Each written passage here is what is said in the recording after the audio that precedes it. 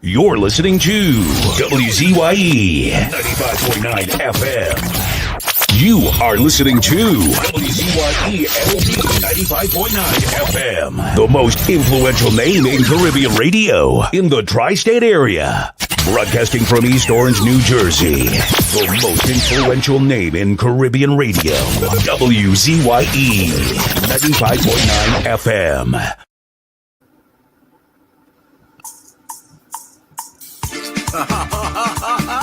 Oh, yeah.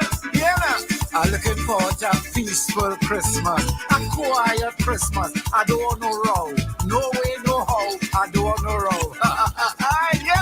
A Chinese man named Lee, living in we community.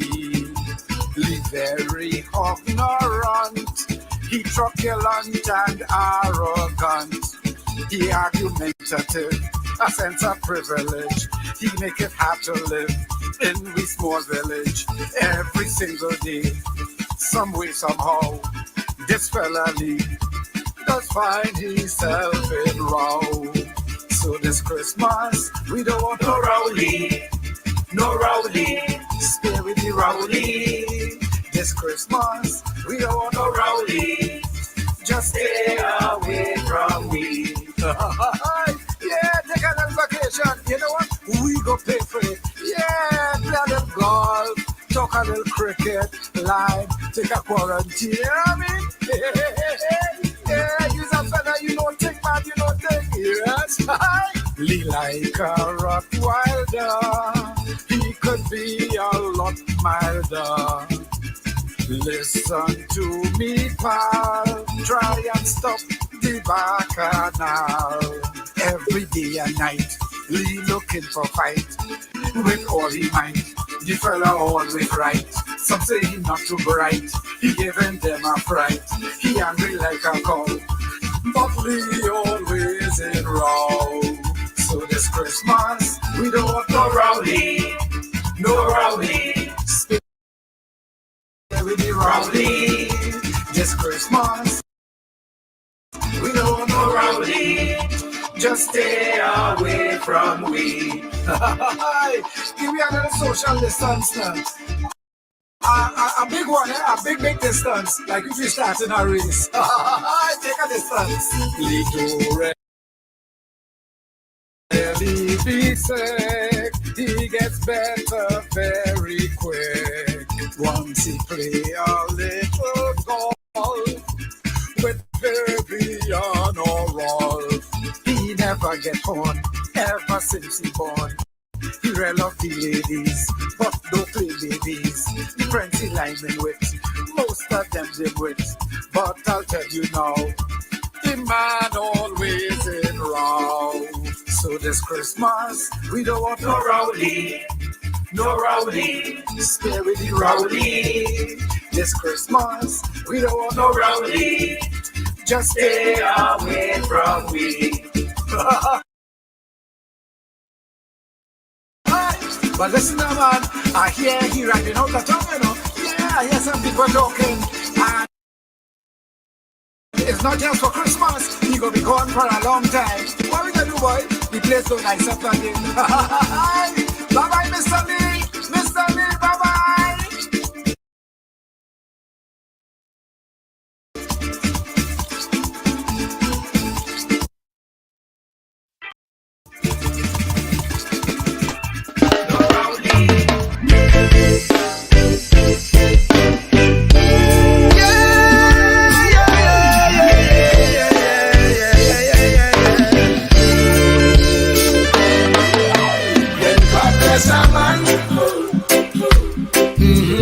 Nothing must stop you, yes. When God bless a man, Satan may attack you, yes. When God bless a man,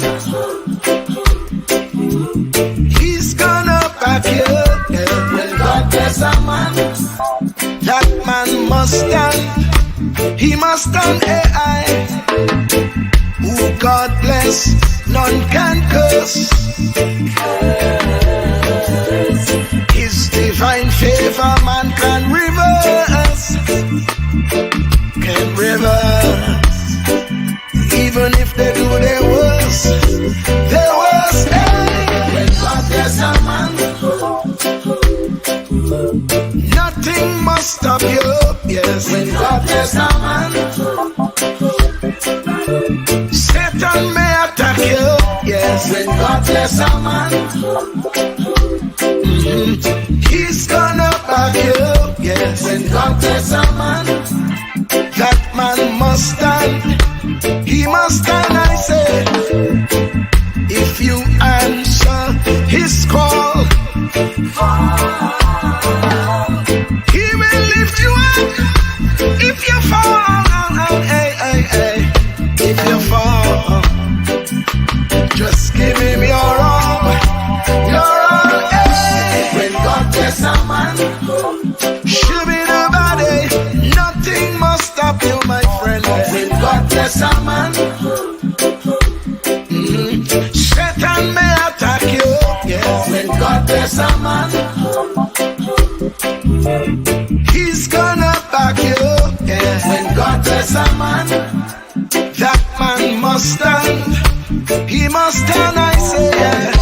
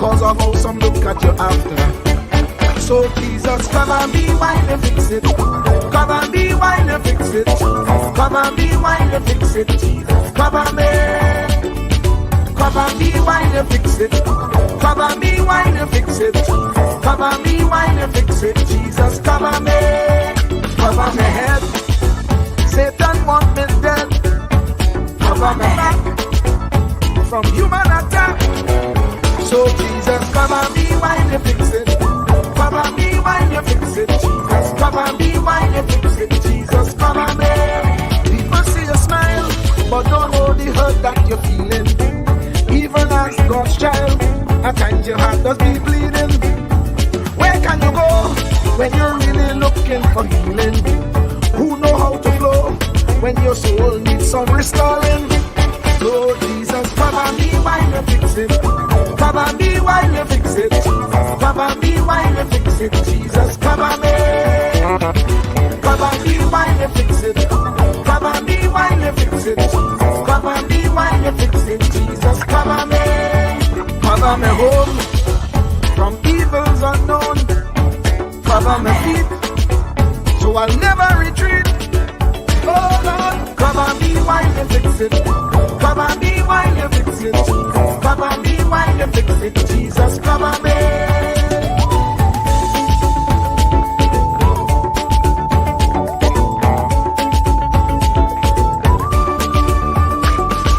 Cover my brother, cover my sister, them who under pressure. Cover the preacher, every church worker, the young believer. Cover the worship leader and intercessor, every gospel minister. Cover. Jesus alone is the one who has the real answer. The one on the throne is the true and loving Father. He will hold your hand and keep you from going under. He will make you stand and let you know he's a fixer. Cover me while you fix it. Cover me while you fix it. Jesus, cover me while you fix it. Jesus, cover me. Cover me while you fix it. Cover me while you fix it. Cover me while you fix it. Jesus, cover me. Cover me mind. You know the struggle sometimes. Cover me mouth, that the wrong thing wouldn't come out. Oh Lord, cover me while you fix it. Cover me while you fix it. Cover me while you fix it. Jesus, cover me. Cover the Christian in the midst of aggression with the power of your right hand. Jesus, cover them helpless children. Jesus, defend them. Send help from heaven. Jesus, cover all them radio stations that blessing the nation. Grant divine protection. Jesus, cover me.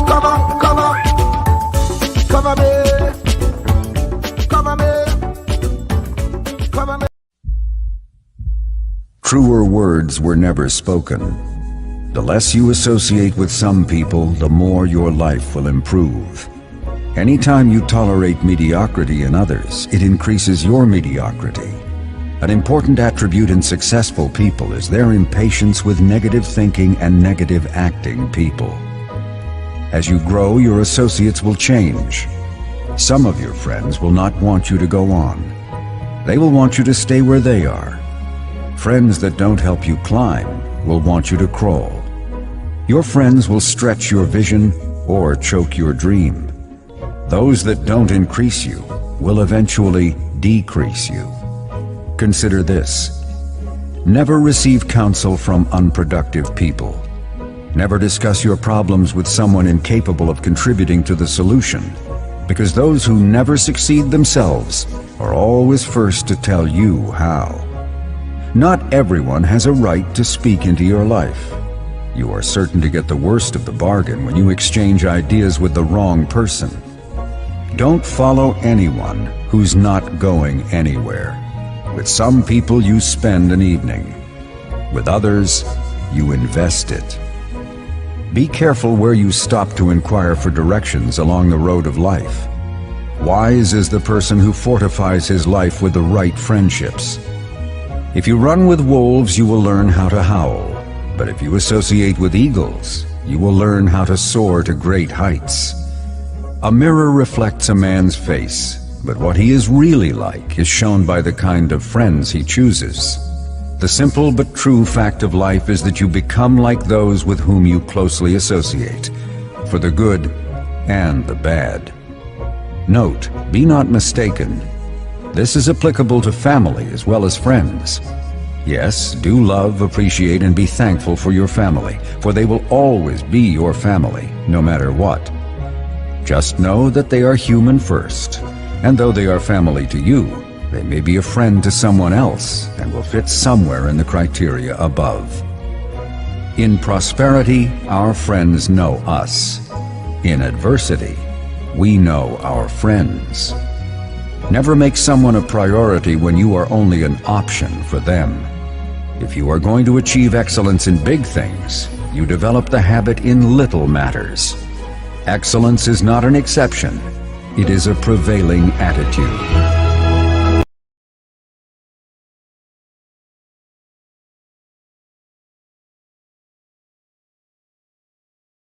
You can't be limited to just working with people who look like you, or think like you, or vote like you, or dress like you. You got to get out the box, because God's going to use a whole lot of people to bless you, to move in and out of your life, and you can't be narrow or one-dimensional. This is a coat of many colors. Oh yes, it's a coat of many colors. Do not categorize the blessing by colors. It is not the colors you need to watch. It is the character. Watch out for the character. I'm going to tell you, there are three basic types of people that you will interact with if you are a child of destiny. Can I share this with you? The first group are confidants. Confidants. You will have very few of them. Confidants are those people in your life who love you unconditionally. They are into you. Whether you're up or down, right or wrong, they are into you. They are in for the long haul. If you get in trouble, they get in trouble with you. They'll come see you in the jailhouse. They'll come get you out the crack house. They're confidants. You can open up and share anything with them. You'll never inherit your kingdom until you find your confidant. You can't be David till you find your Jonathan. Having a good confidant is the key that unlocks the kingdom, because you were raised outside the gate, and God's going to cause you to reach over the wall. You got to have a confidant behind the wall who can mentor you for what God is going to do next in your life. The problem with most people is that everybody they run around with is under them. And so you are forever feeding people who can't feed you. And after years of feeding them, they begin to drain you. You got to have somebody who can feed you so you can feed somebody else. Oh, y'all don't hear what I'm saying. Am I talking to anybody in here? You need the confidant then. The confidant is those few people that come along in your life that are for you. They are with you. They are intimately intertwined in your life. They are there to make sure that you reach your destiny. They will confront you. They will get in your face. They will get in your business. They will tell you when you're wrong, because they are confidants. If you have 2 or 3 of them in a lifetime, you are a blessed person.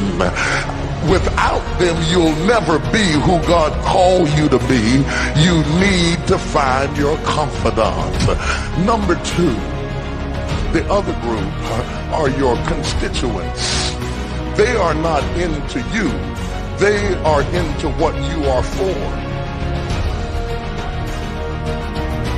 They are for what you are for. They are your constituents. And as long as you are for what they are for, they will walk with you and work with you and labor with you, but never think that they are for you. They are for what you are for.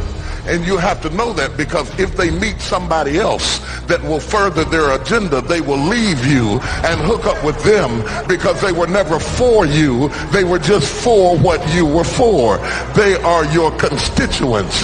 And throughout your life, if you're not careful, particularly if you're broken, you will mistake your constituents for your confidants. And you will think that they are for you when they are really not for you. They are just for what you are for. And by the time you get through falling in love with them, they will break your heart as they hook up with somebody else who is for what you are for, because it was never about you anyway.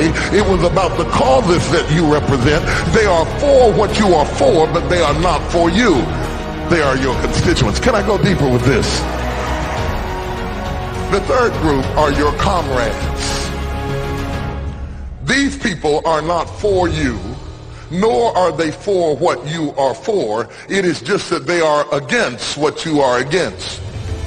And the comrades will make strange bedfellows. This will cause people to come together who are not for you, and they are not for what you are for, but they are against what you are against. And they will team up with you to help fight a greater enemy. But don't be confused by their associations. They will only be with you until the victory is accomplished. These people are like scaffolding. They come into your life to fulfill a purpose. And when the purpose is complete, the scaffolding is removed. But don't be upset when they are removed, because the building always remains when the scaffolding is removed. What I'm saying to you, my brothers and sisters, expect the constituents and the comrades to leave you and desert you after a while. Don't be upset when they don't react to your dream the way you expected them to, because they were never really with you in the first place. Be careful then who you tell your dream to, because if you tell your dream to your constituents, they will desert you and try to fulfill the dream without you. If you tell it to your comrades, they won't support it because they never were for what you were for anyway. If you find a few people in your entire life with whom you can share your dream with, you are a blessed somebody. I can tell you how to identify people who are really for you. If they are really for you, they will weep with you when you weep, and they will rejoice when you rejoice. When you walk in a room and you tell somebody good news, stop being happy for a minute and watch their reaction. If they're not happy for you, shut your mouth and walk back out of the door. Oh, y'all don't hear what I'm saying to you. Oh yeah, because when they are really connected to you, they will be happy for you when you share your dream. Find somebody, look them in the eye and say, are you happy for me? If you don't get the right reaction, don't tell them anything else. You need somebody who's really going to be happy for you. I don't want just anybody praying for me. I don't want none of them haters praying for me, because you know you hate me and you don't want me to succeed. I want somebody praying for me who really wants me to be blessed, who wants me to be an overcomer, so you can put up your oil and stop speaking in tongues, because you know you never did speak to me anyway, and ain't no need in you coming up here in this hospital like you gonna pray some cancer up off of me. I'd rather have somebody who really loves me lay across the bed and rebuke the devil. And God is so faithful, he'll always give you somebody.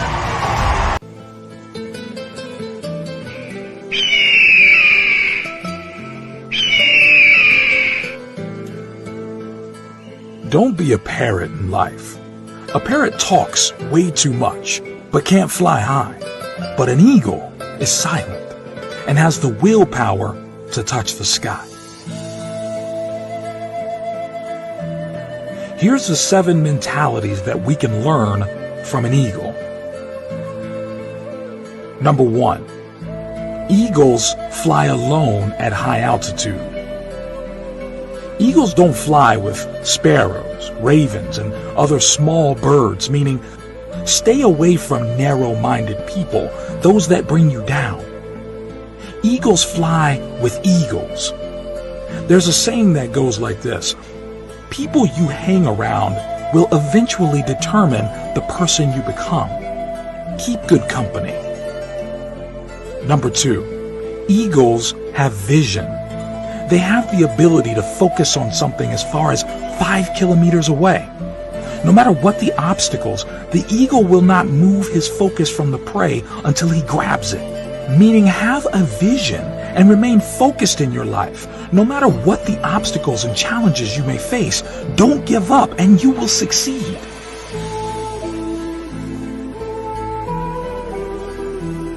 Number 3, eagles are fearless. An eagle will never surrender to the size or strength of its prey. It will always give a fight to win its prey or regain its territory, meaning no matter what the size or big your problems are, don't give up. Instead, face it. Successful people are fearless. They face problems head on. Number 4, eagles are tenacious. Eagles love storm. When clouds gather, the eagles get excited. The eagles use the storm wind to lift themselves higher. Once it finds the wind of the storm, the eagles use the raging storm to lift itself above the clouds. This gives the eagle the opportunity to glide and rest its wings. In the meantime, all the other birds hide in the branches and leaves of the tree, meaning achievers are not afraid of challenges. Rather, they relish in them and use them for profitability.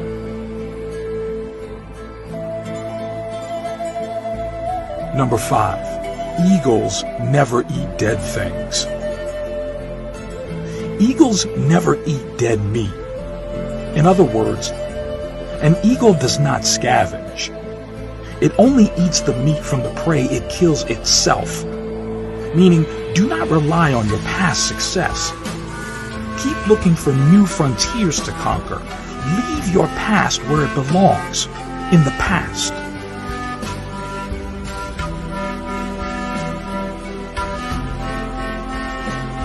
Number 6, eagles prepare for training. They remove the feather and the soft grass in the nest so that the young ones get uncomfortable in preparation for flying. And eventually, they fly when it becomes too unbearable to stay in the nest. Meaning, leave your comfort zone. There is no growth there. Last but not least, number 7, eagles possess vitality. When the eagle grows old, his feathers become weak and cannot take him as fast and as high as it should.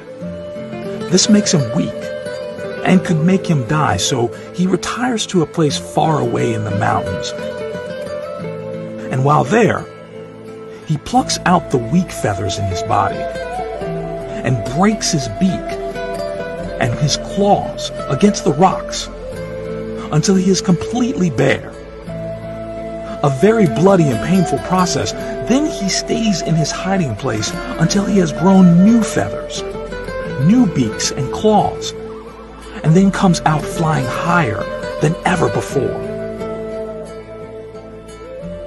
Meaning, we occasionally need to shed off old habits, no matter how difficult. Things that burden us or add no value to our lives should be let go of.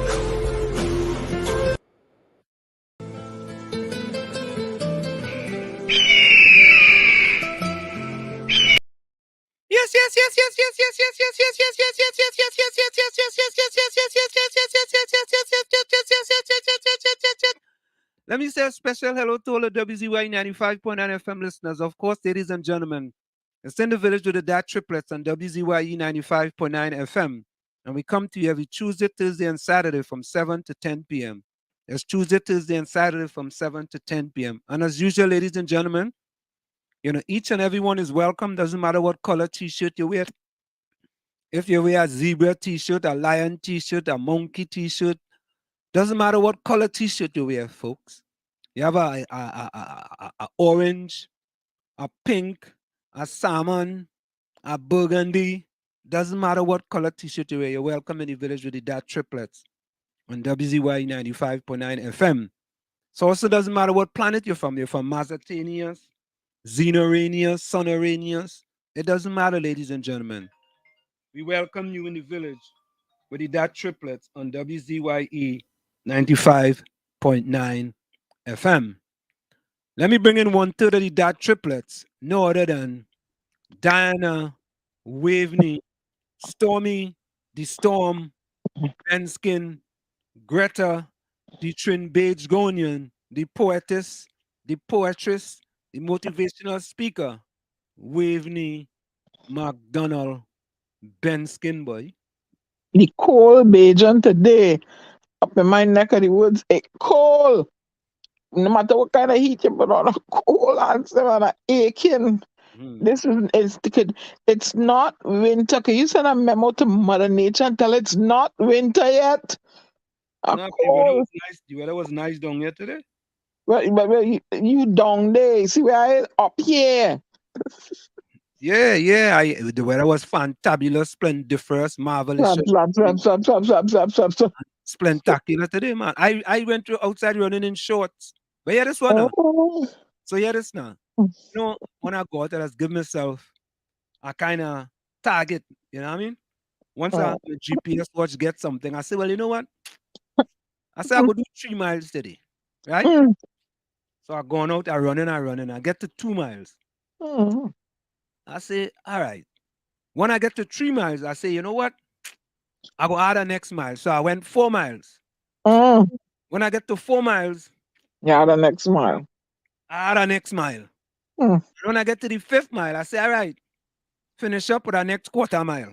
So I run 5 1/4 mile. And what that is to say, to tell you that if you put your mind to something, you could accomplish it. You can accomplish it. You understand? It is too cold and up here. I can't take this much longer. You see, but if you're worrying about the cold, then it's cold. But if you don't worry about the cold and you think about something else, then it ain't gonna be cold. You know what I mean? I went outside here. It was about maybe about 50 something degrees. Well, I just tell myself, hey, listen, all I was concentrating on was getting to 5 miles.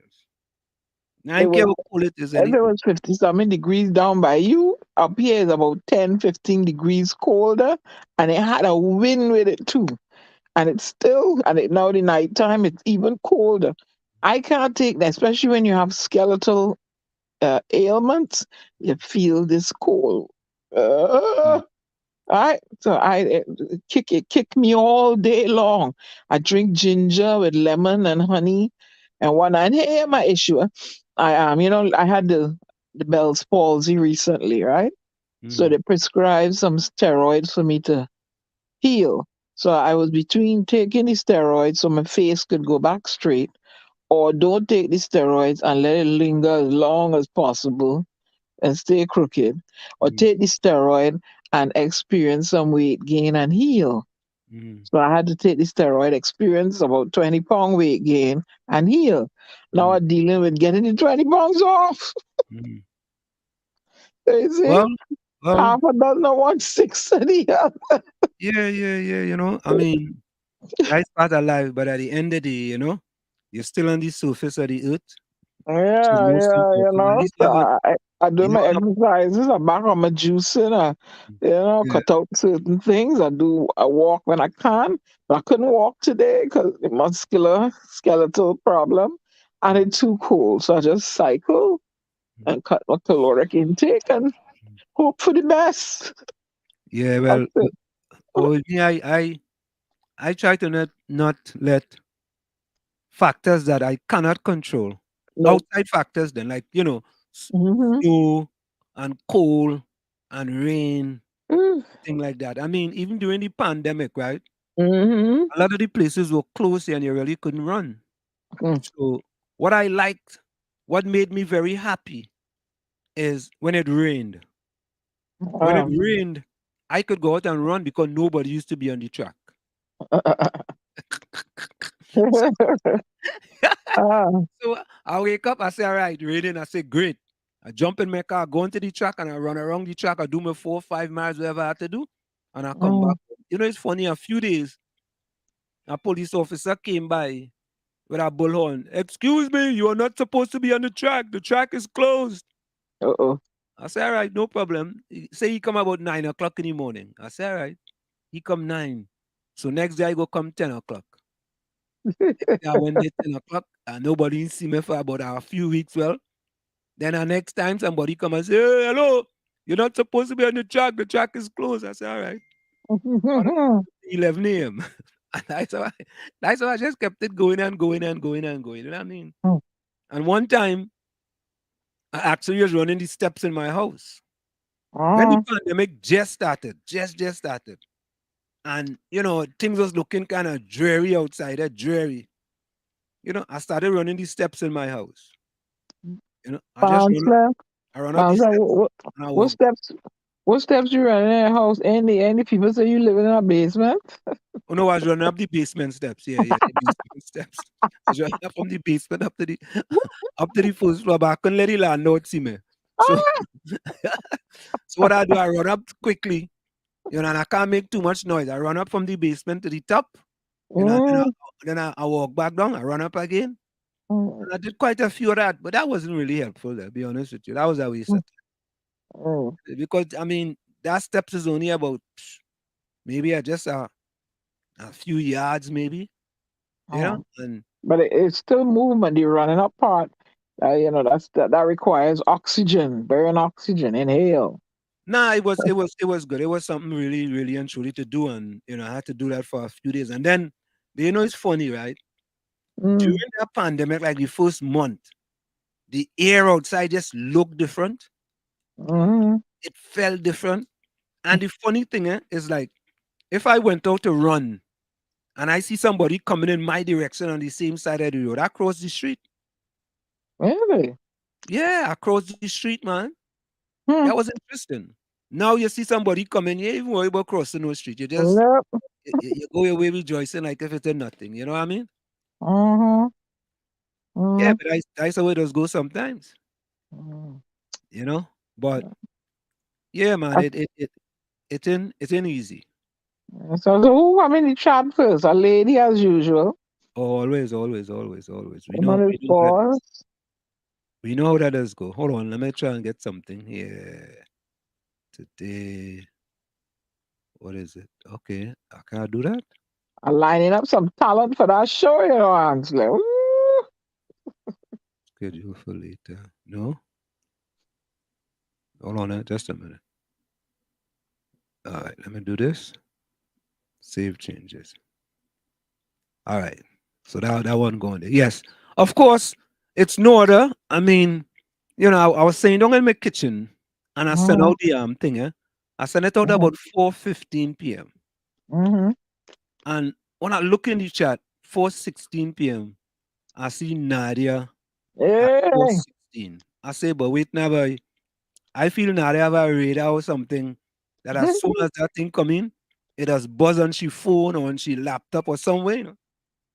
Nadia, Nadia is the best. Is the best. Is one of the family of many others here in the village with the DAT Triplets and WZYE 95.9 FM. Nadia was first again. Second, Nadia Pouring said, to Tommy, the village sweetheart. yeah, yeah, yeah, yeah. Told me let's call she the village sweetheart. She and Tekisha. I know, listener, meanwhile people get vexed with me, eh? Right? Mm-hmm. I don't think Tommy might be able to join us tonight. He's taking care of some business. So Nadia give Tommy some mauve hearts. Call them, I mauve, right? I purple.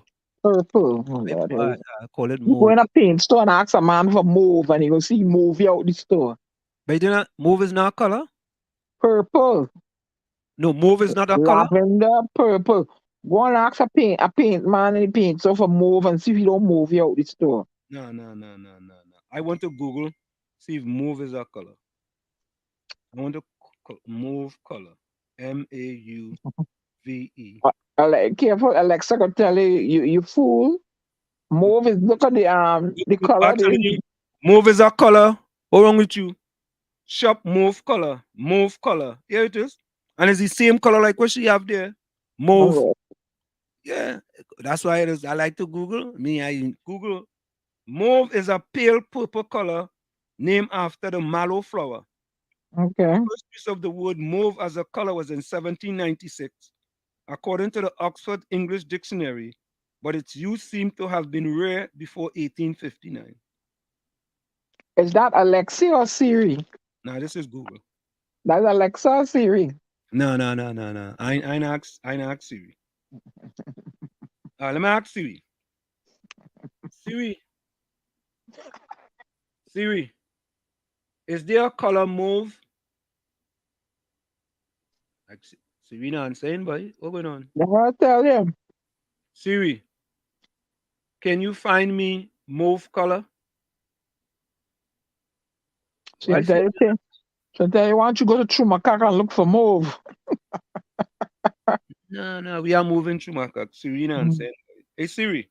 Siri ain't answering you. No, she not saying, man. Yeah. Siri, is there a color mauve?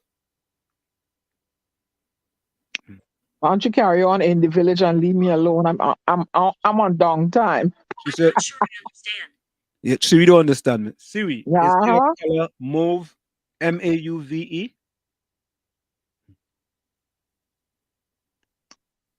Nope. Siri, do you understand my accent? Siri, why you not answering me? Because you're stupid behind me to be on in the village. All right, okay. All right, folks. Siri tune me out. Siri, don't come here with that Trinidad accent. All right. Nadia said, Diana, good night. Takisha, good night. Rose, Lana, Miss Cuva, Capiza. Nadia said, Rennie, Albert, Ken John, Hailey, Troy, Ellis, Ulrich. I ain't see Ulrich for the last few days, boy. Like, Ulrich, like, he went and vote early. I think one if Ulrich voting early in the election, this election. Somebody give me inside information, you know. Oh Lord. They say Ulrich going down with the red t-shirt and he going in wherever the polling place is in Lavantel West and he voted. Yeah. Hey, Lana was in second, yes? That's Lana right. said, my village family, love in the house. I miss you all. Yeah, Lana, we miss you full 100. Yeah, blessings to Anselm, Tommy, Diana. Nadia, Takisha, good night. Yeah, Takisha was stood in the house. Good night, everyone. Anselm, good night. Yeah, I get emojis. I get real emojis these days, but Diana, the storm. Oh God, they call she the storm, boy. The storm, boy. Tommy, good night. Tommy get some blue emojis. Diana get some mauve. Tommy get blue. Nadia, Lana, Rose, Carice, Miss Coover, Joan, Capiza. Full 100. Only love in it. No room for hate or negativity. Just love in the village. Full That's 100. right. Woman power, boy. Hey, but look at this. Look at this. Who's that? Look at this. He coming forth for the first time, boy. Who's that? Eugene Julian, boy. Good night. What? And I think they're improving for the males in the chat, boy. Things really improving. Are they getting the devices early? Yeah. Lana says she loved this song. Which song, Lana? Tell me which song. And God bless her, man. I don't know. Cover me where we fixed it, Jesus. Yeah, cover all of us in the village. Cover my. Hey, what is this? Look at this. Look at this. Well, look at what. This is Eugene Julian saying good night, Lana, and sending a heart emoji. Oh God, look at this. Well, yes. Everybody coming outside of this self, eh? That's what we just do in the village, boy. Make you open up. Cover the world, yes. Yeah, we need to cover Trinidad and Tobago, boy. Flooding all over the place. I know. I see by Valsane and Cipriani College and St. Joseph Old Road, St. Joseph River. Woo! Albert, good evening. Good evening, Ansem, Diana, Tommy. Albert said good evening to Keisha. Good evening, Lana. Good evening, Nadia. Hey, look, Albert getting emojis too now, you know. What, boy? Thing happening. Find out how to give emojis finally? Yeah. No. He started about 2 weeks ago. You know, remember when he was dancing down on the floor the last time? He learned how to get emojis then. He find out what that button down bottom is for? Yeah. He find out what the button below is for. Hey, Curtis Montrechard, boy, live and direct out at Chumakak, boy. Building 3, apartment 2, 3 is 2-3 or 2-2. Building 3, boy, down by V, boy. Yeah. Straight and live from Chumakak, Lavantel, boy. But I was somewhere today. I see this little kid shopping on Amazon. I asked him, what is he doing? She said he's shopping on Amazon for his Christmas gift. I said, how old are you? She said 3 years old. And you shopping already? On Amazon. And if Okay. you see how intently he was staring at the screen, and he's walking and shopping on Amazon, eh? Mm. Okay. So, Rennie Mohammed, good evening, brothers and sisters. Good love. Good love is all I bring, boy. Rennie's the love. Rennie Mohammed is the love maestro in the village. Everything Rennie does only say hello to the ladies in the chat. That is about it. But thank thank God he's all for me. Amen. No. He say he only taking he taking a sabbatical. Mm-hmm. Is it? Nadia came first. Yeah, to Keisha. Okay, hold on, eh? Let me take this call here. Go ahead, just go ahead for a minute there. Okay. So let me see who. Keisha. Rennie, who it is you miss? You miss Nadia? Rennie boss, if you cold, drink up a cup coffee. Don't let him drink no coffee because he may stay up all night long. You don't want that. Okay? So how's everybody doing? All right, folks, we are back with you. How everybody doing? Sending out warm love to all the ladies in the dance. I tell you, Rennie doesn't only want to send love Yeah, to. let he deal with them. Let him stay away from me. I don't know why, boy. Tell me, mic going low. Hold on, eh? Go ahead. But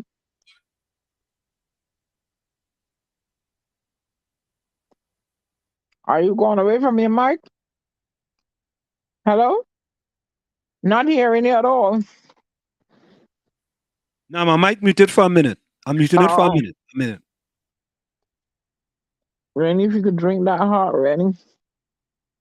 Guys, I have to have some ginger with turmeric, and I'm telling you, everywhere the bone in me hurts. I hurt. I didn't think I could make it here tonight, boy, but I'm here. I don't know, boy. And this weather here is not conducive for people with skeletal muscular issues. All right. Rennie Mohammed says sending warm love to all the ladies. Hey Rennie, there's males in the chat too, you know. You know what I mean? You only sending out one sort of thing to all the ladies in the dance. Ladies. Right? Rennie Mohammed. You want to know if mauve is purple. But you need me just read that? Diana didn't know there was a color mauve. What? Mauve is purple. All right, there's a color move. So? No, that's what Google say, Rennie. Yeah.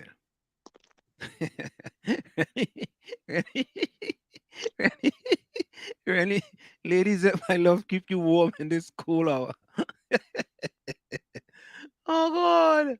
Oh God. Yeah, you're the best, bros. If you could a cold drink, a hot cup of coffee. Coffee? You drinking coffee for? I don't know. I don't know. I don't know about you now, partner. I really don't know. I said I'm glad he offered me. Yeah. And he dealing with those ladies. Yeah. Rennie only dealing with the ladies, boy. I wonder if when Ellis and Rennie say welcome to Albert. Yeah. He didn't say welcome to Albert. Mm-hmm. You know, you just only all the ladies all the time. But folks, we see what's going on in Trinidad, right? With I want to show this here. I don't think I want to think that this is not Trinidad enough. Let me show this. I'm gonna tell you. Let me see if this is Trinidad. Thanks to Keisha. Flood. I'm staying warm and drinking my teas. Let me see if this is it here. All right, so this is Trinidad.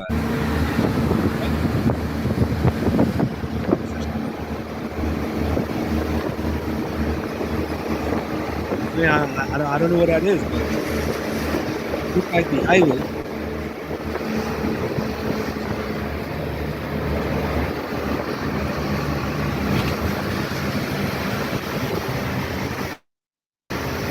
Okay, so that's that one there,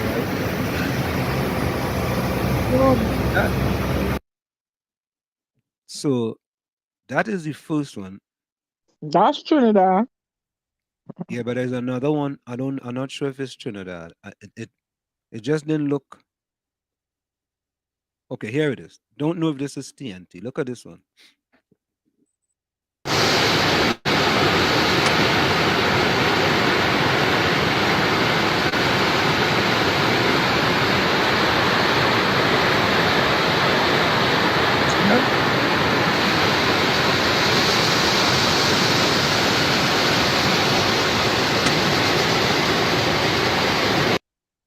That's the Anybody St. know if Joseph. that's in Trinidad?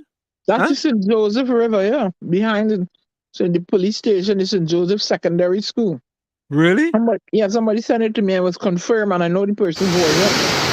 Yeah.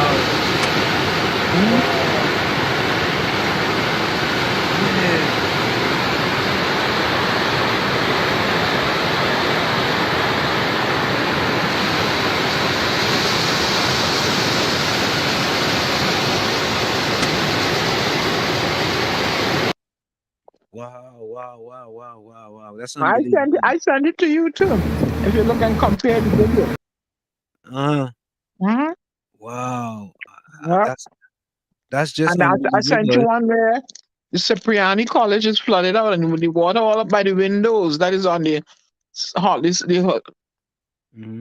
Ochoy Highway out there, up by Valsain. And Valsain, I recognize the Ochoy Highway. So I can imagine maybe St. Augustine girls get flooded out too. But why is it in 2022? Uh-huh. When a little rain just fall in Trinidad, boy, we having floods almost every single time a little rain fall. Well, the global warming was predicted, and then now you have the people just slashing and cutting and building every which way. There's no ordinance in place saying that you can't put here because there's a water causeway. People are discarding their garbage every which way, clogging up the water causeway. There's nothing in place to capture this water and guide it out somewhere. The river banks are over flooding. The rivers need to be dredged and widened, and let the water flow out to the sea or wherever. I've seen Forrest climbing somewhere in a cherry picker and cutting grass. Cutting grass? So, yeah, you cutting grass? So cutting grass is very important in the rainy season, and people are flooding out. And I keep hearing over, because I listen to lamentations from people who tell them to build there. And I said to myself, okay, who tell them to build there? So you don't have any no proper management in town and country planning and things like that. I mean, you don't have proper state bodies in place to proper ordinance and stuff, and if it is that you put your home near a riverbank, well, you're at the mercy of the river when the water come through. That's what I say, because in the Bible says that a wise man don't put the house on the sand. Right? Now I feel sorry for people that are inconvenienced there. They should be helped and stuff, but there's nothing in place now to help them get back on their feet. But this water coagulates, it comes together so quickly and backs up. And then also too, you have to look at the moon, the phases of the moon affects the tide. Right? I'm a meteorologist, but I just read a little bit. Right? High tide, low tide. When the tide high, water staying at the land inland more. So is this going to be constant when the rain falls? Or that's all they're gonna get? Sandbag. That's the remedy now. Since Mayor Motley delivered this speech about the global warming and the crisis, and we see all this going on. We don't have any think tanks in Trinidad to say, okay, we saw what's going on there now, and the roads are collapsing. I saw a car down in a drain. I see roads breaking away. I see, and underneath the road, nothing but mud. No steel work, nothing. Just asphalt over mud. Right? I mean, I don't know. I don't know, honestly. I just tired. I don't live there. I'm tired and I'm fed up, Tired and I'm fed up. Well, I guess, people are really trying hard, and all they want the government is to do the best they can. And some people don't think that the government But is. Anselm, people fail to realize they too are the government. You voted for certain people, you voted for certain things, and your tax-paying dollars are supposed to go toward fixing. But you too are the government. You are responsible for disposing of your large ticket items correctly. You're responsible for practicing recycling. Stop tossing your plastics every which way. Yeah, you call out all your John Public and Jacqueline Public. Always do a lot of kakada. Throw away all the garbage any which way. Clog up the drain. All the response is John Public, all John and Jacqueline Public. All you need to stop the nonsense. That's what causing all the bacchanal with all you too.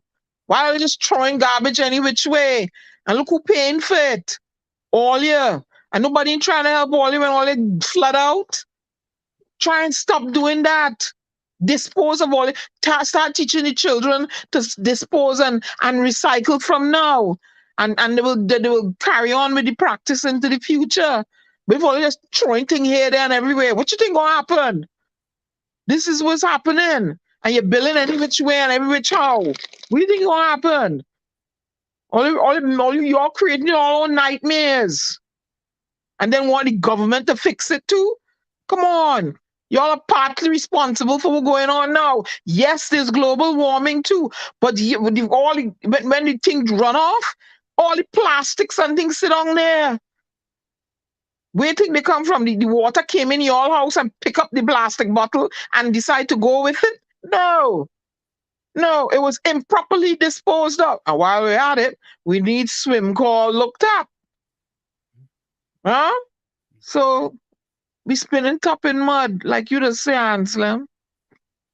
So hold that thought. We're gonna go for a quick station identification. It's in the village with the DAT Triplets on WZYE 95.9 FM. And when we come back, we have to address something with this PNM internal election. Stick and stay. Don't go nowhere. We'll be right back. You're listening to WZYE 95.9 FM. You are listening to WZYE 95.9 FM, the most influential name in Caribbean radio in the tri-state area. Broadcasting from East Orange, New Jersey, the most influential name in Caribbean radio, WZYE 95.9 FM. Hey, line up! Line up! Everybody line up! We're about to race! Everybody line up! Shoulder to shoulder, take off your backpacks. Basketball, line up, we're about to race. And we are racing for a $100 bill. The winner of this race will take this. A $100 bill.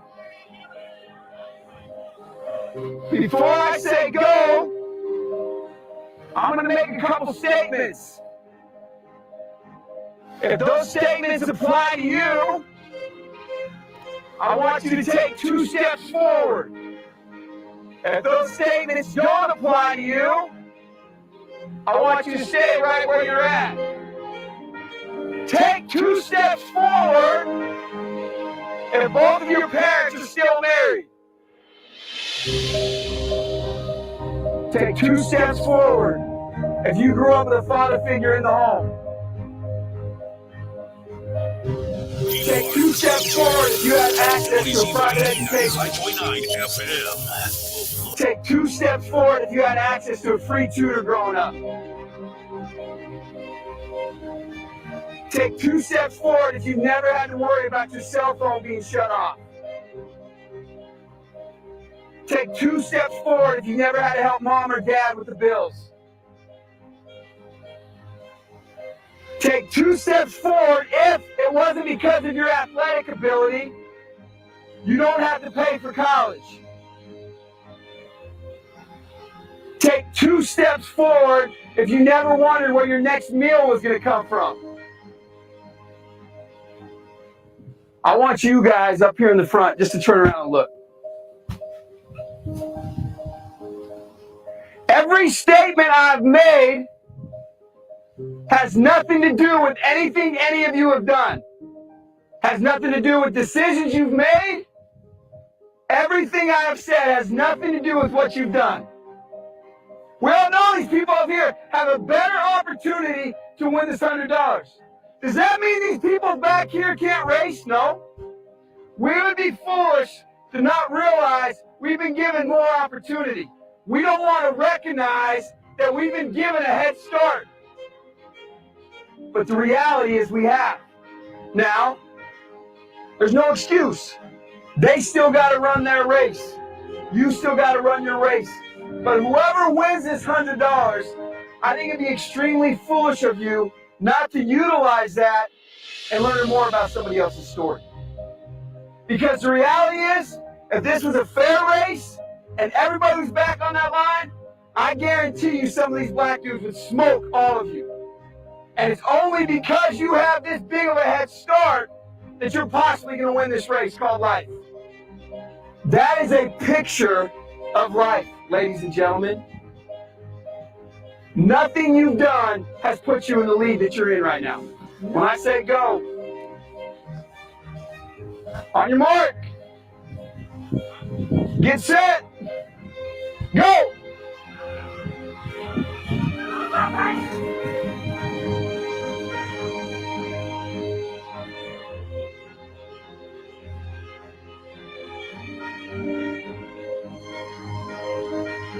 If you didn't learn anything from this activity, you're a fool.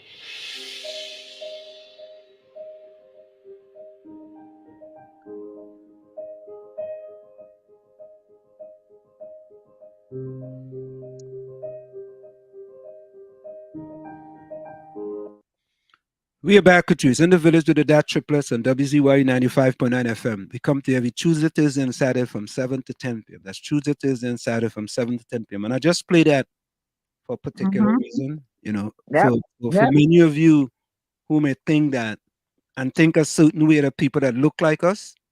That was a prime example of something that tells you there are many of us who have a head start with respect to many other people due to no fault of their own. That YouTube video has about 4 million views. And I remember when that gentleman first made that video a few years ago. 4 million views. You know, and we had a lot of controversy, right? Of course, but not only that. Another thought experiment that I use in my class is that at the beginning of class, I put a garbage pail in the front of the class, and I give each person a page, and I tell them to roll it up. And I told them to try to toss your paper into the garbage pail, right? And the people at the front will just be like, poof, and they tossed it in. People in the second might go like, poof, but the people all the way at the back, right? They were the disadvantage, right? They were the disadvantage, right? After they all missed, I said the idea here is to work as a team. You could have allowed the people in the back to come forward and sit with you on your chair and toss it in the pail just like you did. You see, but sometimes we are all individuals. And I was like, people was like, poof, toss it in the pail, poof. It was like, yeah, easy, right? So these are just life lessons. And this video here was basically a life lesson. You know, for many of us that, you know, sometimes we look down on other people. Their start was way, way, way, way, way in the back. And I can tell you, you know, I'm one of those individuals who started way in the back, way, way in the back. You know, and And I'm an individual who wasn't even on the field. You know, I never forget this, right? When I was going to Tranquility Government Secondary School, there was a guy in my class by the name of Colin Roberts. Somehow, I don't ever remember us speaking in school, but Colin lived in Diego Martin and I lived in Chumaka, Clavantil. So when I came out of Tranquil, many people will go towards the Queen's Park Savannah, or many people will go towards Woodbrook. It was like just a few of us used to go towards Port of Spain. You know, so what we had to do, we had to walk from Target Road, you know, all the way to Port of Spain in order to get a bus, or if you decide you want to save the money, you go walk home. You know? So you walk from Tranquility to walk up to Chumaka. You know? So, and that's what we used to do on a regular basis. I walk from Tranquil. If I want to save a little 25 cents, because I want to save something to put something in the penny bank, I used to walk home. And I never really had an interaction with Colin Roberts until I came to the United States of America. One time he saw me on Wall Street. He said, Anselm, how you going? I shocked. I said, Colin? I called him my name like 5 times. I said, Colin? You see what you call him my name so far? I said, Colin, boy, I don't ever remember you speaking to me when we was in class, boy. I don't remember that. But, and then Colin invited me to his house, invited me to meet his family. And what that's to say, all that's to say that, you see, America is the great equalizer. Oh, yeah. America is the great equalizer. For many of us who think differently, who think we are this, who think we are that, until you come to America, and America just pat you down. Quickly, quickly, quickly. Oh, yeah. So America is the great equalizer, you know. So folks, let me get back to TNT, and they have, and the internal election is started today, right? And this is one of the main contention of Mrs. Karen Nunes-Teixeira and her team with respect to this election. So take a listen to this. Internal election is scheduled for November 26, 27, and December 4, 2022. The following question is being asked with respect to voting on November 26th and 27th. Why doesn't Rowley want the ballots to be counted on November 26th and 27th before putting them away in the boxes? This point was always the main concern of Team Karen, not the number of days of the election. Once the voting was completed on each day on November 26th and 27th, the ballots should be immediately counted and a receipt given, and according to the lawyer for Team Karen, it would not matter if the boxes were taken even to the United States. So, the question remains, why doesn't Rowley want the ballots to be counted on November 26th and 27th before putting them away in the boxes? You know, you know, Diana, right? I mean, right-minded thinking people. Let me say this, right-minded thinking people. And critical thinking people will say, you know what?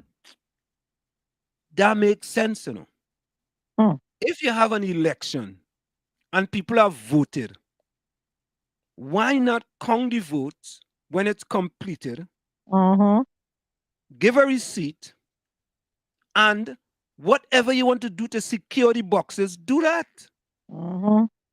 That's transparency and accountability. Right? You do it on the 26th, you do it on the 27th. When you're going to put the boxes wherever you want after. Let security take it, put it wherever you want, right? And when you come on the 4th, you bring the 2 boxes, right? And you tally the thing on the 4th, and you already have the tally for the 26th and the 27th. And you announce whoever win. Whoever wins. But at least you give people a sense that there's transparency and accountability. You give them a sense that there's transparency and accountability. When you want to bring security so they could take the ballot boxes and put them up for 6 days, and then you bring them back to be counted on December the 4th, you don't know what can happen to them boxes. You don't know. Yep. You don't know. You can have all the security firm. You could have the police. You could have ACOP Jacob. You could have whoever. You don't know. You don't know. So once it's counted in that place, wherever it is, all the constituencies, if you have 41 constituencies, right? You have somebody there, you count it, everybody get a receipt, you get a number, and people go home today, tonight, they go home tomorrow night, they know these are the numbers, right? All you need the numbers now is from on December 4th. So you can't, no simmy-dimmy, no simmy-dimmy. You think straight. And what's wrong with that? What's wrong with it being a democracy? And we just say it's a democracy. That's a democracy, not a democracy. Why is that so difficult? I mean, I don't know, boy. I must be from another planet somewhere. I had to be from another planet. No, And they want to do business as usual. Well, I mean, you know, I just don't know, but I don't know. And the idea is that, right, you know, people are sitting down and just allowing it, man. They're just allowing it. And they have no problem with that. Business as usual. That's what it is. You can't come and upset this flow here. What's wrong with you? Are we saying that's acceptable? Acceptable? Business as usual, yep. You see, they put a wall for her to climb in the court with the injunction. Now this thing here, they're sending a message to you. You're not coming here to offset nothing, and that is why I tell you she has an uphill battle, and I pray for her. If she is victorious as the leader, the new leader of the party, if not, I don't see them going nowhere. For the people fed up with them. Anybody want to deal with them no more? People don't want to deal with them. They're tired of them. Sickening of them. Wait, what magic wand he could pull out and promise people? Nobody want to deal with them. Look what's going on now. The floods.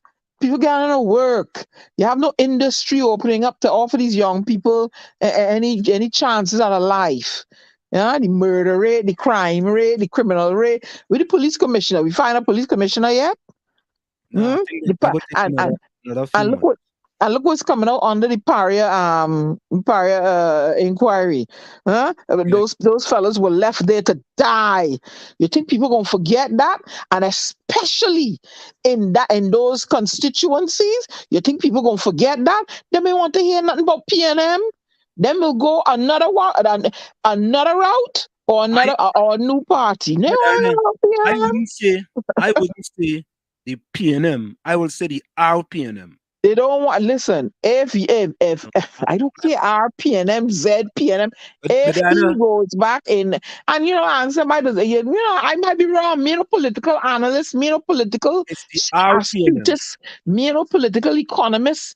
I am just a regular human being and who is tuning in and who feel the burn along with the people. They want nothing to do, and a lot of them afraid to say it. So I go say it. They want nothing to do with the PNM. With the RPNM. I will let them put him back in there then. No, what I'm saying that what I'm letting you know that people are disgusted with the RPNM. Okay, and if Miss Karen gets in there, whom I happen to like and have a lot of respect for, she has an uphill battle. That's what I'm telling you. But Diana, the only way you could get in something, the only way you could make any changes is to be part of the system. You can't sit on this island and try to change the system. Well, you're fine, and let her go in there, and I pray for her and whatnot. But I telling you, the people are fed up with them 3 letters. They don't want to hear nothing right now. They don't want to hear it. Rennie wants to know what's the RPNM. That's the Rowley PNM. They don't want to know. People don't want no part of the Rowley PNM. And that's a fact. No. That's a fact. Because, as I said, I'm going to say this over and over and over. You could jump high, you could jump low, you could jump across, you could jump up, you could jump down. The PNM and the UNC as two political parties in Trinidad are there to stay forever. Listen, the Democrats and the Republicans. I ain't saying that. Okay, Anselm, I ain't saying that they're going to go dissipate and disappear and dissolve. I'm not saying that. Bill, I ain't stupid like that. But to have them sitting in the parliament and conducting the business affairs of the country, the people are tired of the PNM. And if I wrong, when the next election comes, I go get on the air and I say, okay, Diana was wrong. I was wrong all year. I call it wrong. But right now, I'm telling you, I wish Miss Nunez I wish her the best. I would want her to become the first African female prime minister in Trinidad. Oh, would I love that? Because I go fly down there, go down there and be in the celebration. You know what I tell you? You gotta get your ID card first. I want to get my ID card to do what? To go down there and celebrate? I don't need no ID card to go down there and celebrate. Watch yourself. You're disenfranchising me and dispossessing me now. I will get one second vote. I will get one second vote. You will vote for Karen? When I'm ready to vote, I will vote for who I want. If I vote for Karen, I will vote for who I want. I can vote for who I want. Don't ask me who I voted for. But people don't want to hear nothing more. I'm telling you that I ain't saying Diana don't want to hear. I'm saying the people on the ground. They're tired. They're fed up. You know, they're suffering. For PNM means suffering. They're suffering, Anselm. The out PNM. No, we have to qualify it because the party is there to stay. Yeah, they're there to stay conglomerately. We know that, yes. I ain't saying they're going to dissolve. Do we have the same type of feeling under Patrick Manning? Under who? Patrick Manning. I don't know. I didn't live in Trinidad then. I don't know. Yeah. I don't know. Well. I don't know. I listen to this, I don't think I felt the same under Patrick Manning or the MPNM as opposed to the RPNM. I don't think it's the same. It's not the same. Whether you're supporting the PNM or not, it's not the same. Yeah. And Albert say all political parties internal in his time, the votes are counted the same evening and results are given. Yeah. So where's all this where's all this mystery with putting it away and all that? There's some nefarious behind the scene activities they want to go and involve in. That's what they want to do. Now you think Beijing can't see through that? Well, we don't know if they want to do that. We don't know if they want to do that. Right, the Beijing say so. But the way how things are being done, things are left to be desired. You could come to a certain conclusion based on the activities that are happening.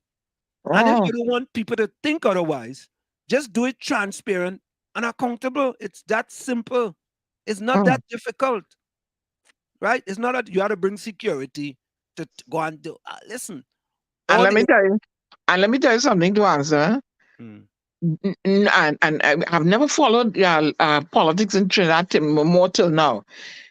At this point in time, they're on more shaky ground than ever. The incumbent. Anybody want to disagree with me? It's fine. But if I were in their shoes against the backdrop of all the things that went on, I would be shivering in my boots coming up to this general election. Too much a thing went on. And a thing that you could wipe away, A thing that you can wipe away because a whole heap of people, let me go Jamaican on them, a whole heap of people ain't got no work. A whole heap of people are dead. A whole heap of people don't know where my next dollar come from.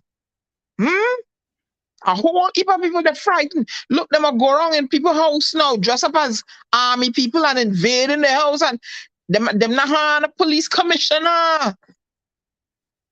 And the crime, them a fine head in Maloney. Huh? If I was in the incumbent, me would have feel frightened. Me would have been shivering my boots. Because me know the people fed up. They're fed up. Fed up with the nonsense. And I keep telling people, you have the power to make your life better.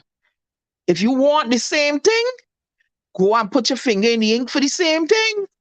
Go ahead.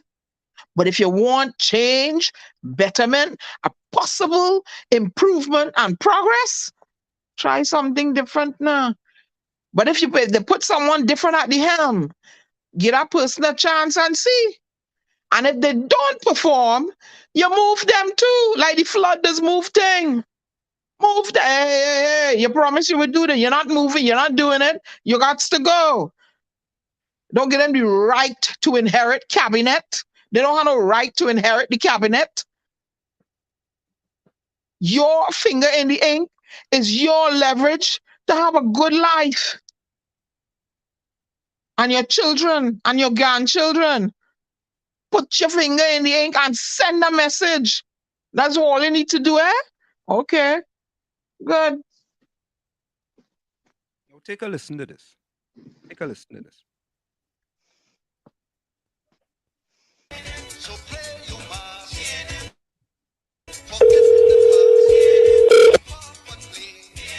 Hey, good evening. Hi, good evening, Councillor Francis Paul, former Councillor Francis Paul. I don't know why that councillor name stick with me, you know. Aisha Wells here live on 91.9. How are you? Oh, I'm fine, thank you. Fine, thank you. I know you must want to know, but what I do to deserve this call live on air from Aisha Wells? Are you surprised to hear from me? Not very surprised to hear from you. I know you reach out when it's campaign time. You reach out to all we have to reach out to. Well, I'm not really calling you to campaign per se, but I'm calling about a video that was posted to social media from your account. The man appears to be you. And in the message, in the video, the gentleman in question, supposedly you, is referring to dead people's name on an electoral list in a PNM election. Francis Paul, I'm shocked. Is this in fact the case? Where is this list? How could we trash this out? Well, there are some people who are on my list, the murder list, who have passed away, who have passed on. Some of them would have passed on last year, some 5-6 years ago. I don't understand the ones who would have passed on last year. But even on the San Fernando East list, a name as prominent as Patrick Manning's name. Everybody knows Patrick Manning has passed away. So you mean, one minute, Francis, you mean to tell me Patrick Manning still on the list of vote? Yeah, Patrick Manning is on the list. That visual, like, have you seen the list yourself or somebody tell you? Yeah. I could send a copy of the... I would love to have it if you could. Because with Patrick Manning. So, we have the former chairman of the Morgan Tabland constituency, Ms. Saunders, who has passed away years ago. And her name is on the list. So is it... We didn't have time to verify the list, so we don't know who else among the names on the list have passed on.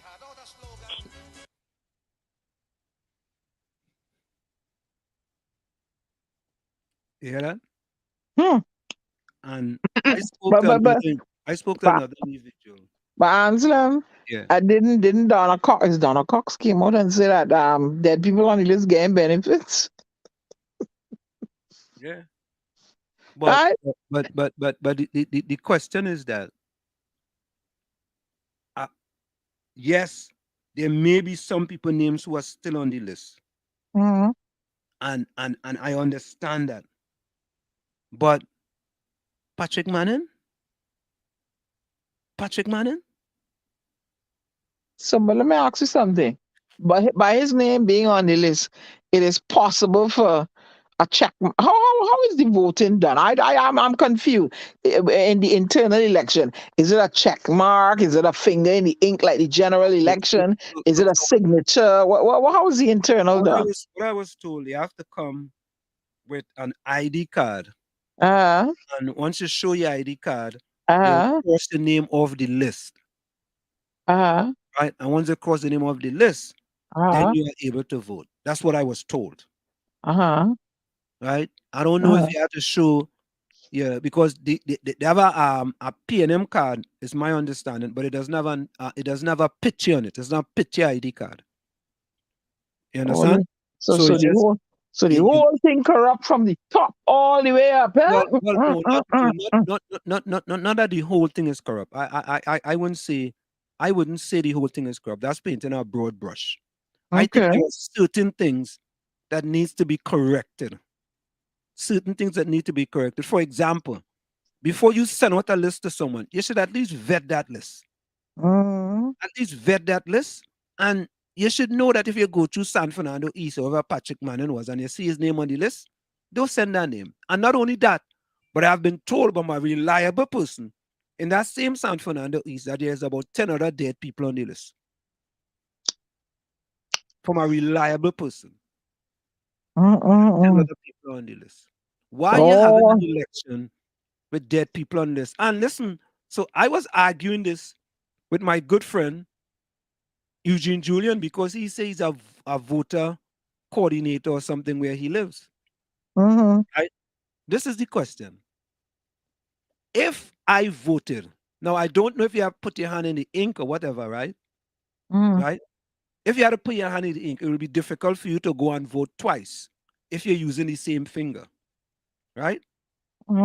If you are just going in and voting and using an ID card, why can I go with somebody who has passed away ID card and you see it and you say, well, you know, that person look like you, and I vote? And if the person doesn't look like me and you say, well, I don't look like you, I say, all right, I'll take the card and I'll go on my way rejoicing. Why can that be done?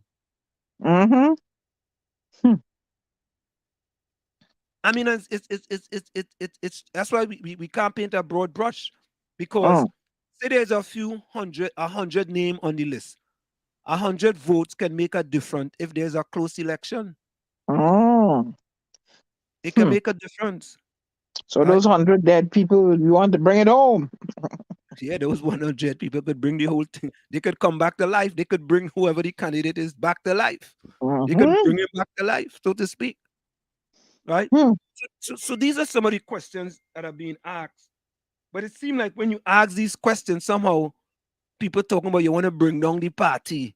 You don't like what's going on. You didn't get something. Well, you hate Dr. Rowley. You don't like him. He gave something. It's all kind of dotishness. And let me go to this one. And I want to come back to that one. Now, a man tell me that this is not true. Listen to this, eh? Listen to the man in his own words. Listen to the man in his own words. Listen to this.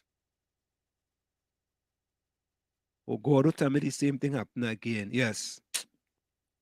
When I did that, it was unmuted. Let me go to YouTube and get that one. Let me go to YouTube and see if I have that loaded up in YouTube. Hold a minute. Because I want to listen to that one. When I downloaded that one, it was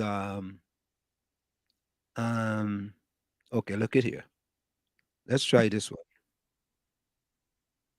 See if this one will work. I don't download it twice. That is the equation. It's not a seesaw where one has to go. Hold on, eh? That is the equation. It's not a seesaw where one has to go down for the other one to come up. You have to find a way that you encourage the rich to get richer, because in getting richer, they create opportunities for the poor. I want to be rich. Because when a poor man go by the races and lose money, they say, look at him, he's a gambler. When the same thing happens to a rich man, they say, he had a bad handicapping. So I want to be rich, because they treat you different. Because if one wants to take advantage of opportunities that are made available, one has to prepare oneself, right? To make sacrifice, to make the effort, because out of effort will come reward. If a poor man have more than 5 children, they say he breeding children like rabbit. If a rich man do the same thing, he's blessed with a large family. So I want to be rich, because they treat you different. Let me tell you, after a poor man drink a certain, they say, oh God, he vomit down the place. a rich man had an attack of chronic biliousness. So I want to be rich. I tell you, 2 children were drug addicts, one from a rich family, one from a poor family. You know what they say about the poor child? He's nothing but a old addict. He ain't going to do nothing else with them, so but to shoot them. The rich child had a touch of chemical dependency and was in need of rehabilitation. So I want to be rich because it's treated different. I went by the General Hospital, and it had 2 boys there with breakfoot in the hospital. One from a rich family, one from a poor family. When the mother, the poor boy walk in, the doctor said, "Madam, your child foot break. We're going to put it in a cast. When it in the cast, keep him off the foot. When it take off the cast, let him walk around plenty, go heal fast." When the rich child's mother came in, the same doctor said, "Madam, your child's tibia has been severely traumatized, resulting in a fissure. The limb must be encasted, and during that period, elevation is required. When, however, we remove the cast, physiotherapy will be necessary for a speedy recovery." Why? I want to be rich. Oh God. If fella is a boss, he's a boss. He's a boss. You know, somebody tell me, somebody post. I wonder if I could get that post, boy. A fella post and tell me, "Well, play the old video." I said, "Lord have his mercy." Play the old video, you know.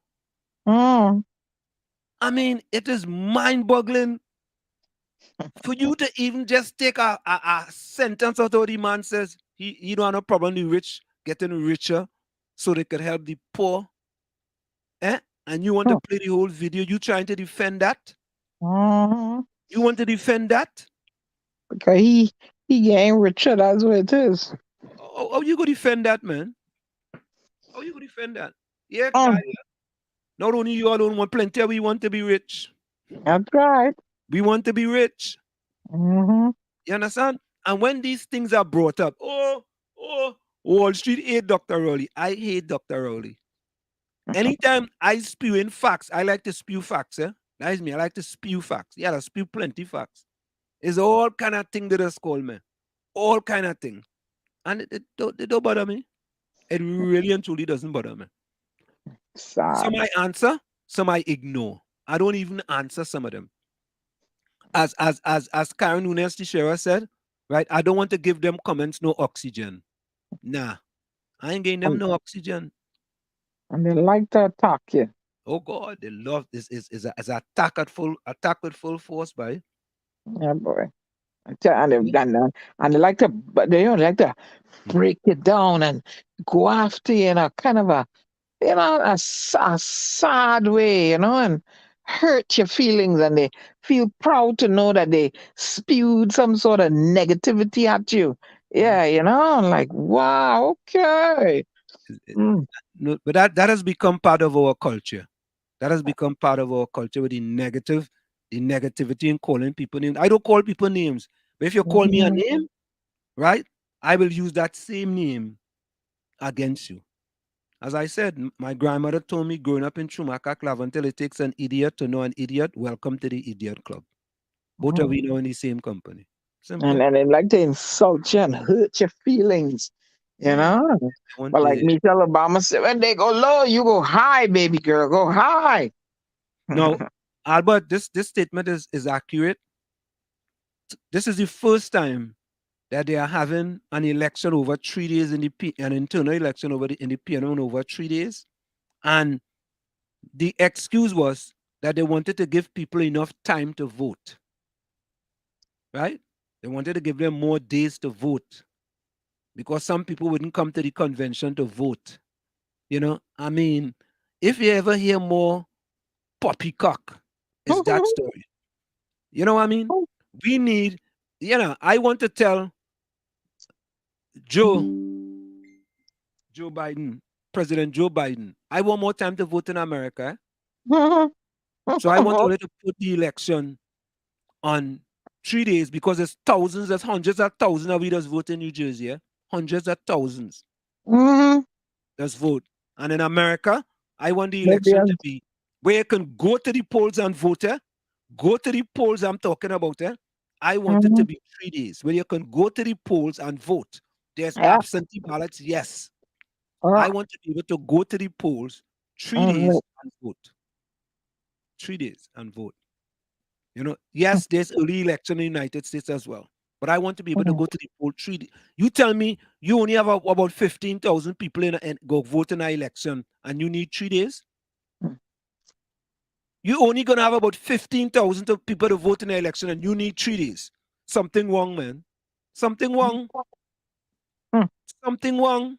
3 days in an internal election and only about 15 to 20,000 people going and vote. And your excuse is that you need 3 days to do that, and we accepting that. We sitting down by that.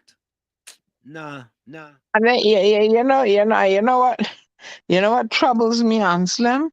The whole country eventually, the future of the country rests on this internal election that is going to be decided by these jaded individuals. Let me put some of them, and I'm like, wow.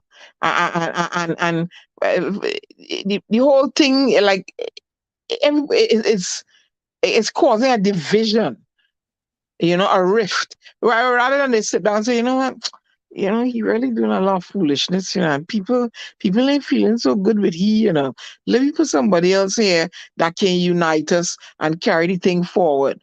Right? Everybody want to be stay in the divisive mode. Why? All ain't gonna like me, but I just say what I got to say, because Africans are easy to conquer and divide. Yeah, let me go there. All they come together, say, hey, Dr. K, you're not doing right. You got to go. Retire, go home. And let us do this thing. Let's put Mr. Scherer there, and let's fix this thing and take it forward. All they fighting with each other and sort of division and divide and conquer and rule forever. That's the African.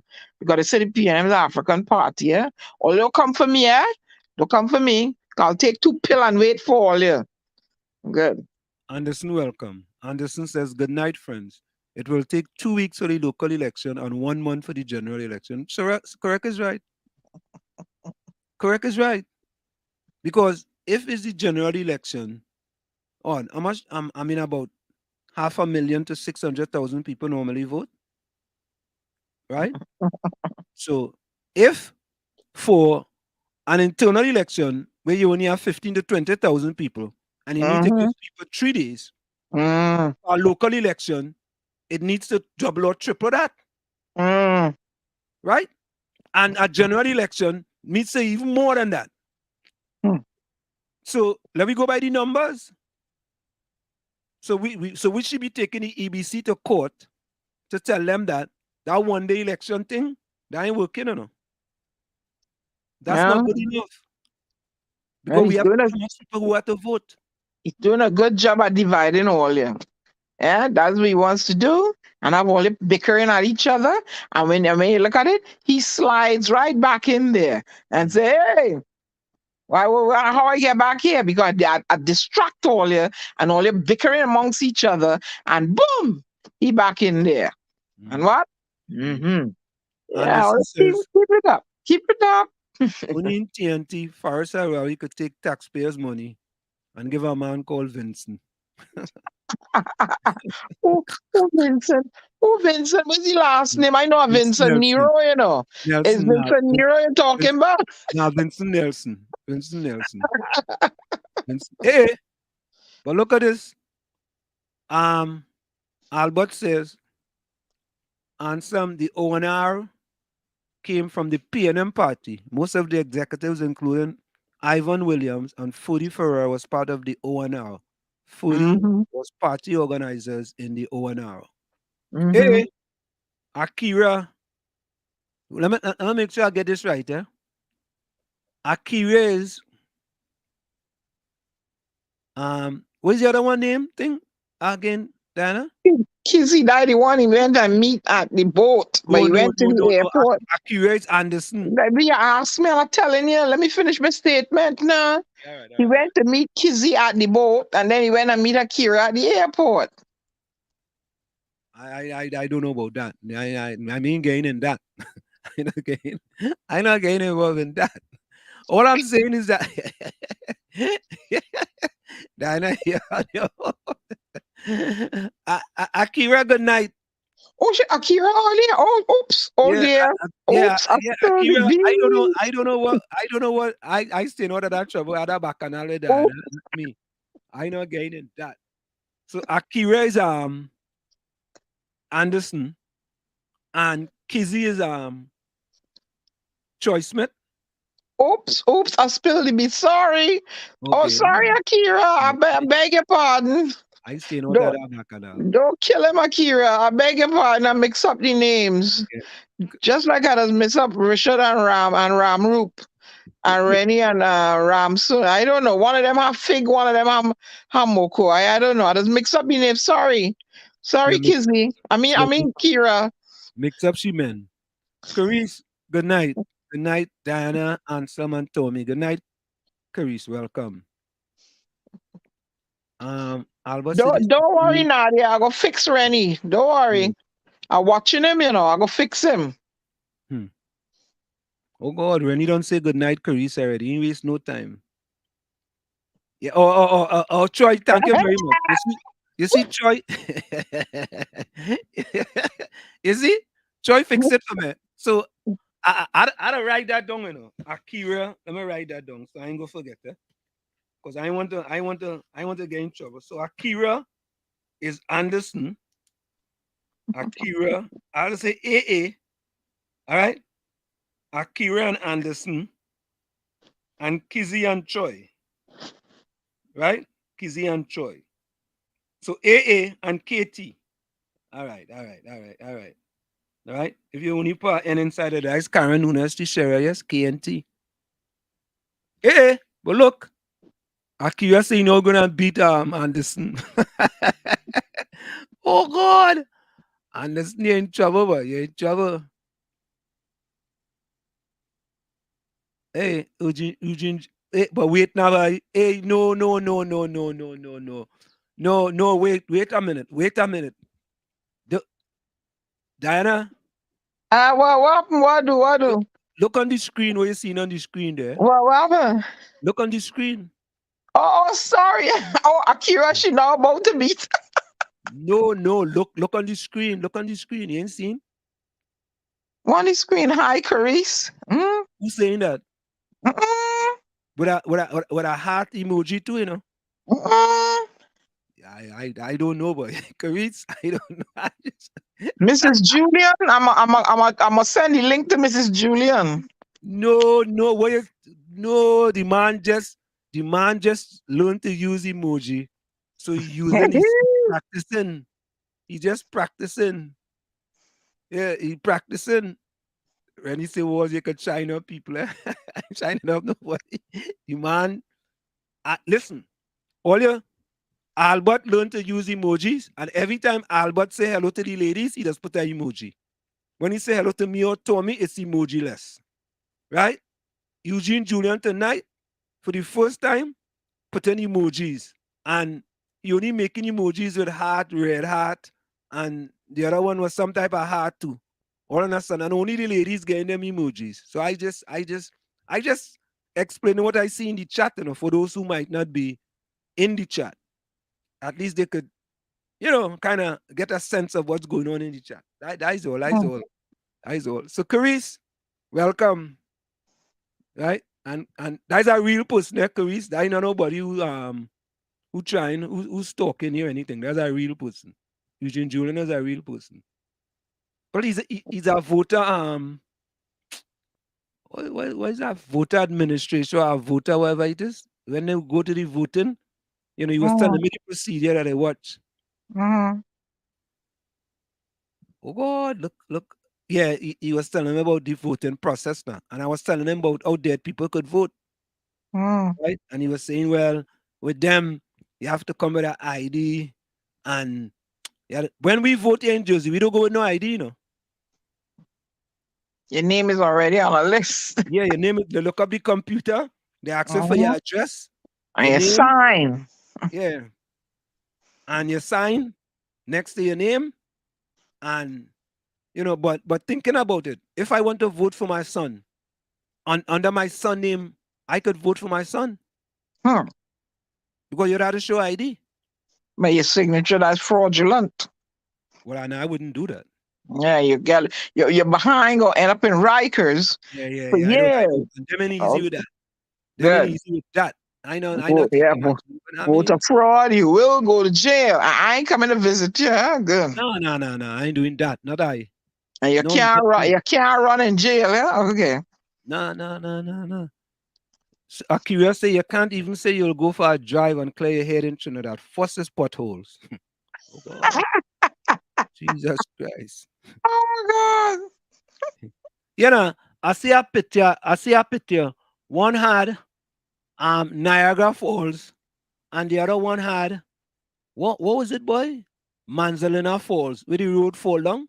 Oh my God. That is real creative. Yeah, they had Niagara Falls, and then they had Arrow Falls. Right? Where the road fall down. You think it's easy? Yeah. I mean, hey, listen. Every day is a different day in Trinidad and Tobago.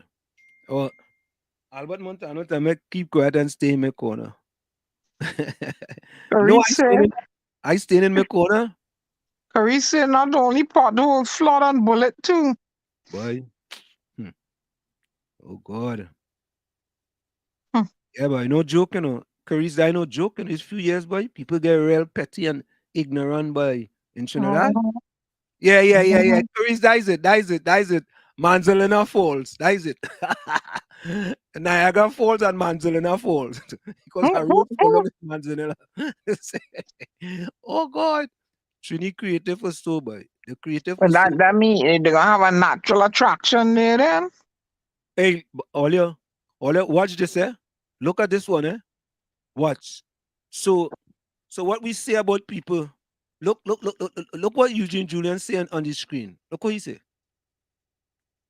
You see? What you call me? You ain't seen it? Way Street. Yeah. ID is not required in Maryland to vote. But who's Way Street?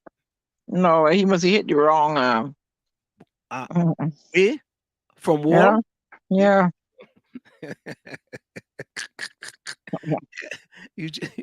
Eugene calling me Way Street, but oh God.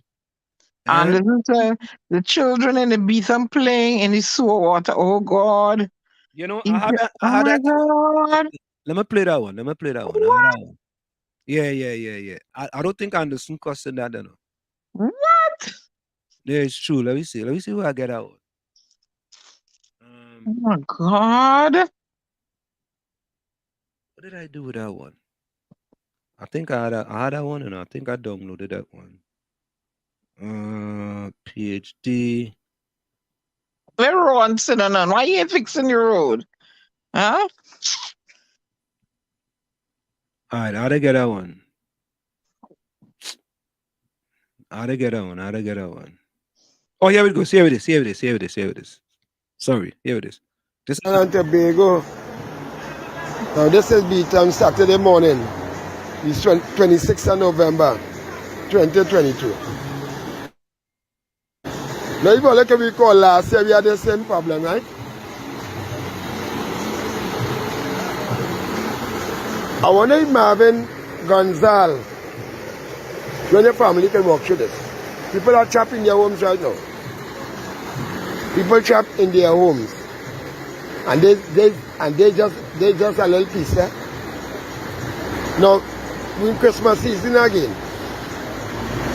there's, in time gone by, around this season you would have the elderlies, those who are unemployed. The government would have find something for them to do. Probably clean out the canal, whatnot. Now we asking Master, who is compensating the people? Who is fitting any medical bill? Where is the medical fertility? Where is you Terence Pitimo DL singing all of this? You Dr. Rowley, you and your children go walk through this? Eh? And all I want people, and all I just tell people, vote against the better minds. Eh? I want you federal lines to know and the whole of the PNM that the revenge of the poor is near. You see this all the poor people going through? When all in stigmatizing the community, they have nothing all in doing. Now I want you to take a look at what people had to go through. And they just like it.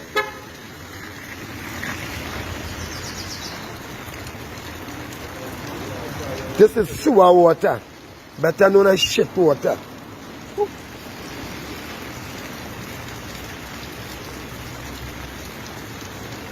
So little children can come out, they can't go in. Adults, residents on the whole. Watch out this. Watch out the signs. You especially. Where Donna Cox in all of this? Where's the social, where's the ODPM? Where's WhatsApp? Where's the councillor? Akil, then you take a walk and look at this. Where's those in authority? Look at this, man. It now start.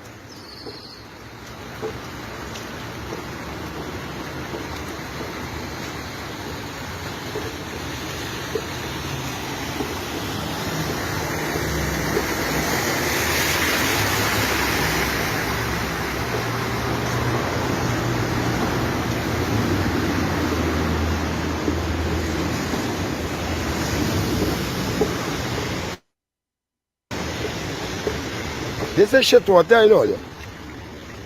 People worldwide, those on Facebook, WhatsApp, Twitter, TikTok, or let's spread this one, or let's share this video, or let's share this video.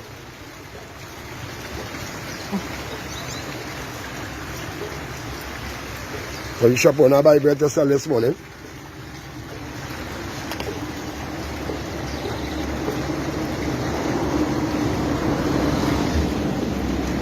This is not normal rain, canal, river water. This is what you call shit water.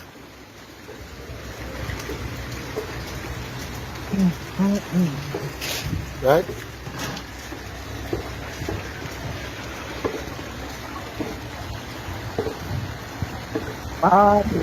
Where's the Minister of Health? And Marvin Gonzalez and all of this. The Minister of Public Utilities. This could have never happened nowhere else in Trinidad and Tobago. When you farmers are can take money and give the people money, taxpayers money, to Vincent Nelson, and this is what people have to go through. I say enough is enough at all. Yeah. Enough is enough. Look at this. Look at this. Huh? Huh? And we say nothing in Trinidad and Tobago. Huh? And we're having convention, PNM convention. Huh? And these idiots in the community still, majority of them still saying great is the PNM. Huh? But we youths, politically will teach all you PNM a lesson. Only feel a long time. And only feel a long time, man. I mean, when I walk outside, I see Santa by me will be dry. I mean, not flooded with the sewer water. All over is wet, but not flooded with the sewer water. This other counter stop. Ryan, we gotta get boat, boy. Yeah, and Ryan will go to work just now. He's studying how we're going to work. Well, only I hope all let's see this video. You tell I'll sing. The other one, Faris Harari. You still young. You feel you're going to lay a step daughter and your children live in this? But don't worry, the revenge of the poor coming. I tell you. It's easy, you know. It's easy. It's what it is, huh? Going back that way again. That's what I say. When you put in your finger in the ink, remember them. Yep. They're gonna remember. My Angela have a saying, people remember how you make them feel, you know, not necessarily what you say it to them. They remember what you make. And my grandmother always used to say, it's not who poop in the road, you know, it's who slide and fall down in it. Does remember? Okay. Good. So let them take the voters for granted. Come around and mama guide them in election time. Mama guide them now. Take them for granted. Don't take them seriously. Well, boy. I don't know what to say. You know, I'm just. It just seems like if everything is spiraling out of control, man. That's it. You know what I mean? Like a little rainfall, a little rain. I mean, nobody throwing no stuff in the canal and thing. I don't see anybody throwing any stuff in the canal and the beat them for this to happen. Right? So it seemed to me like whoever they fixed was a bandit on a saw. And something I'm going to ask you, up to now, and somebody let me know, did anybody in authority or conglomerately come out from authority, incumbent, and offer any or show any kind of sympathy or offer any kind of sympathy to them pariah family or the survivor? I think publicly? Sure, had a press conference at one time, I think, because under his watch, Minister of Energy. And what was the nature of the conference? What was it? I thought he had said something that they were working with the family to make sure they are taken care of, or something to that effect. Okay. Yeah. But I know so Pep's subsequent thing that it wasn't, so that's not true then. Well, look, Carice just says maybe privately. Maybe privately? Yeah. Okay. Because something like that, I think something publicly should have been, to show us the that are watching on. You know what I mean? Yeah. To show us that are watching on. Then I wouldn't have to ask this question. Second time, our PNM election, it was for all the wrong reasons. Let him know who have eyes see, and let him know who have ears hear. Well, some of them are one eye, one ear, any. Albert say Hines should have been in the Beetham estate touring and looking for correction measures. Yeah. Some of them have one eye, one ear. Albert says, yeah. Hines going in there on a drone. You're buffering. Top of the hour. We're approaching top of the hour, and you're buffering. Hines going in there on a drone. That you or in a helicopter. Ooh. You want to see it from overhead. I ain't going in. I ain't going in this. All of us are buffering. Akira says whenever we are protesting in Beetham, we'll be protesting for those divers who lost their lives also. The 13-year-old boy who was gunned down, a matter of fact, all unjust killing, full 100. Can't remember when the last time Hines came down here.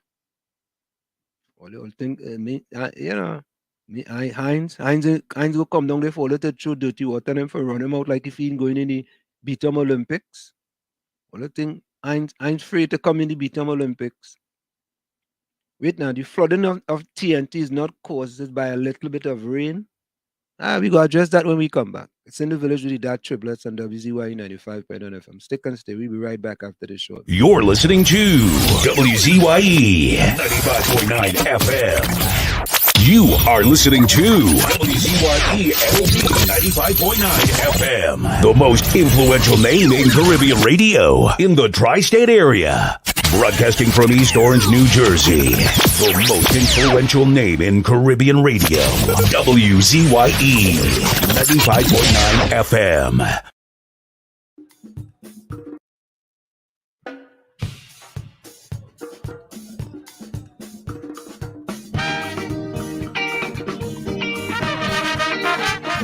Nice house. Welcome. Boom.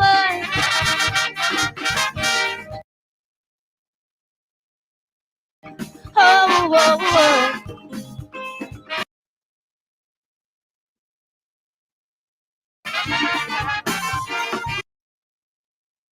For 2 dots in the white Caribbean Sea.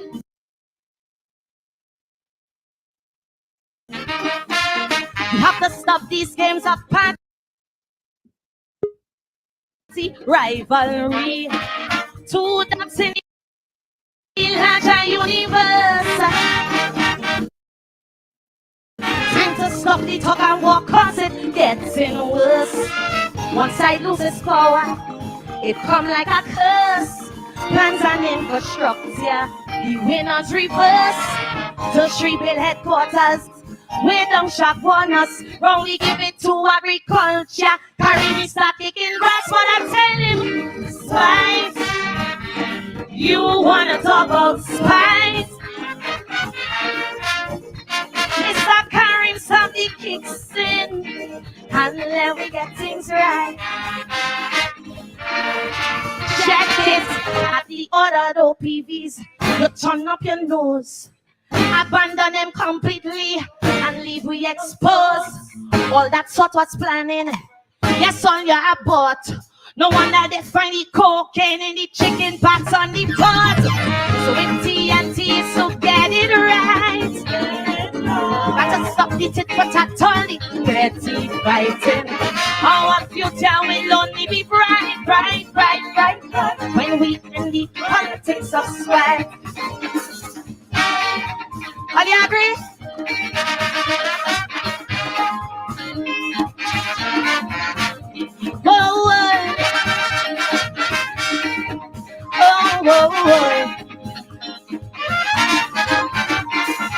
Look at our national security. Better recover freedom and liberty. But the UNC didn't study that. When they rush to cancel the OPV contract, they make some lame excuse about a faulty gun. The same ships we refuse, Brazil grab them and run. On such petty conduct, our nation can't build. Governments must honor contracts. They said Jack and Jill, so spite. You wanna talk about spite? Come on, you gotta be joking. Come let we get things right. The children hospital, I see now you're afraid. To Cuba General, it might get an upgrade. So government campus, man did install. You give it to them doctors as the teaching hospital.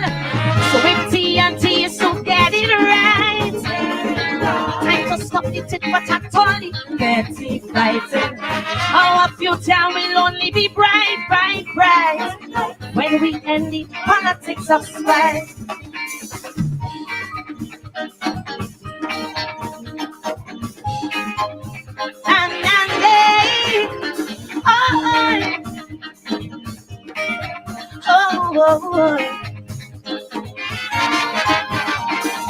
If we want to be taken seriously, we got to stop these childish games instantly. It's more than primary school politics. Only makes us a banana republic. In times of recession, when the treachery dry, leads to retrogression, water in we eye. And they only play them for one-upmanship. Time to lick this problem, time to get a grip of saying, fight. Time to end this fight. Both sides must be king. So there you have it, ladies and gentlemen. We have to end the politics of spite in Trinidad and Tobago. Stop the tit for tat. We have to stop that. So Eugene Julian says the flooding in TNT is not caused by a little bit of rain.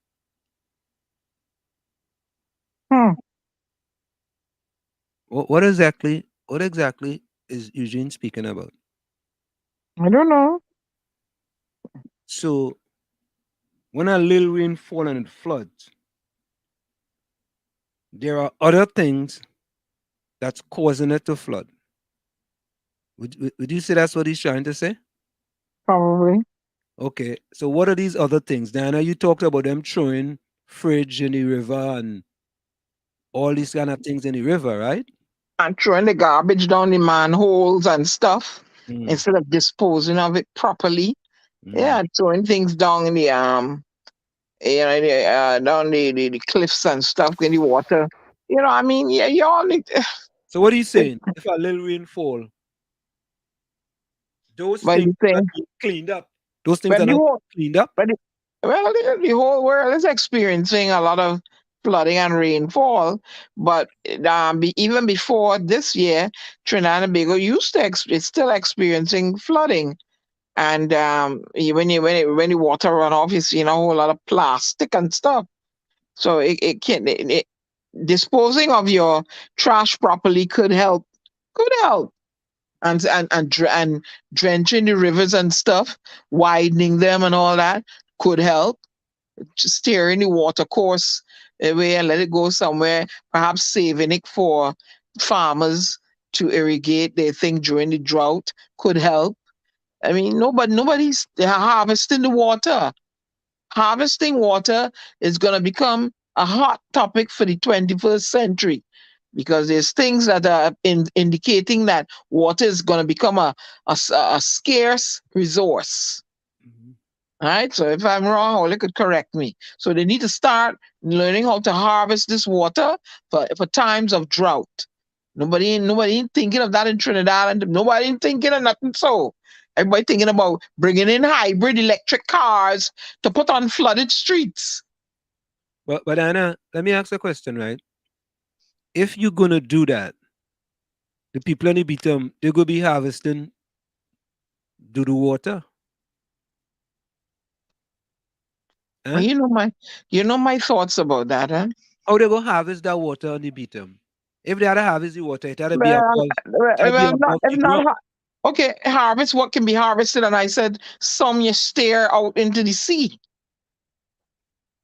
No, but I hear you, but I think it's a good idea. But I'm just saying that, like, if you living on the Beatum and the place where all the doo is overflowing, how you be able to harvest water? Because to me, if you're gonna harvest water, it has to be somewhere down on the ground, somewhere underneath, right?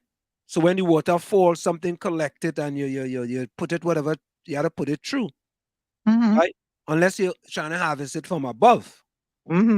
Right. So and like I said, there's some places where you can steer the water and guide it away and not let it gather as places and cause flood back up, guide it out and let it go out to the sea or into a natural river courseway. You know, so I some don't know. They don't have no think tanks. I don't know, you know. I'm lost. There's nobody in Trinidad and Tobago to address. Did you go to the top of the hour? Did address this, you know? I don't know. I highly welcome. Highly say, I hear Potong threatening neighbors for food. And if they don't feed them, they'll piss in the road and flood the place. People talking about serious thing, Hailey. You talking about Potong pissing in the road. Hailey, come on, man. Come on, man. What, you know, you know, the water, it can be harvested and kept to use for, you know, recreational purposes like a water park or something. Nobody, to create employment. Nobody's thinking. All I have to say that, as a matter of fact, Karen Nunes, she should also talk about flooding problems. Where she talk about it, boys? Where country, boy? Is it Holland, boy?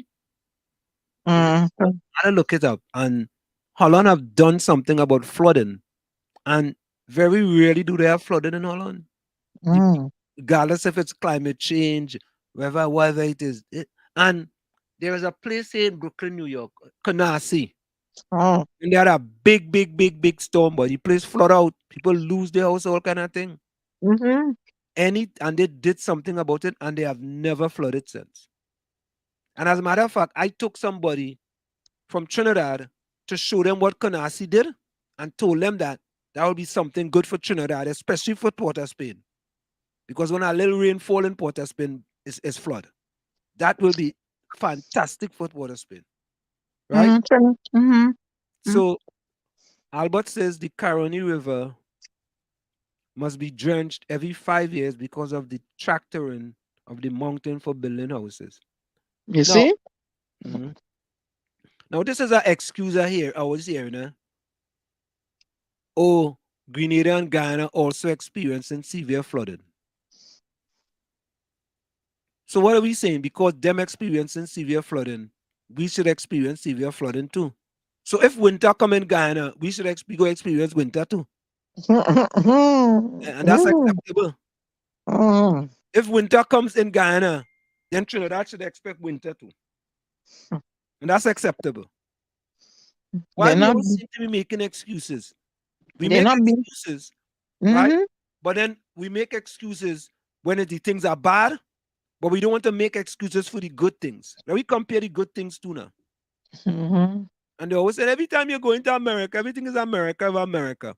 Now we compare voting in America to voting in the eternal election in the PNM. Now we compare that too. Now we compare voting in New Jersey to compare to voting in the eternal election in the PNM. Now we compare that. And now we see the difference. And they're not being proactive. You know? All this, and you know what it is? They get weather alerts. They get weather alerts. You know? Anderson says Kamala started the water treatment plant in Beetham, then the RPM shut it down. It was that the one that cost a few $100 million on the fella when they came in power. Right. Isn't that the one where the fella went to Panama or some kind of thing, the fella walk away? Yeah, look, right. My cousin lives in Mayfield Road, Valson North, and another one in South Valson called Real Springs. Both flooded when heavy rain fell. Now, I know very well where Real Springs is, Real Springs, Valson. Right? So, when it falls, they place flat. And, I mean, a little rainfall, and it's flood by. You know? Well, Albert, according to Eugene Julian, there's flooding in Guyana and Grenada, so them in Real Springs and Mayfield Road, Valson had to take flood too. Ask him, take it from me. I gotta go retrieve a package that was delivered. By the road. Okay. Yeah. So if they are flooding in Grenada and Guyana, so don't worry. Okay, that's what it is. I guess, Albert, Holland is the land of the dikes that prevents the country from flooding. Let me Google Holland history on flooding. As you say that, what did Holland do? What did Holland do with respect to flooding? What did Holland do with respect to flooding? Hold on, folks. I'm Googling something. What did Holland do with respect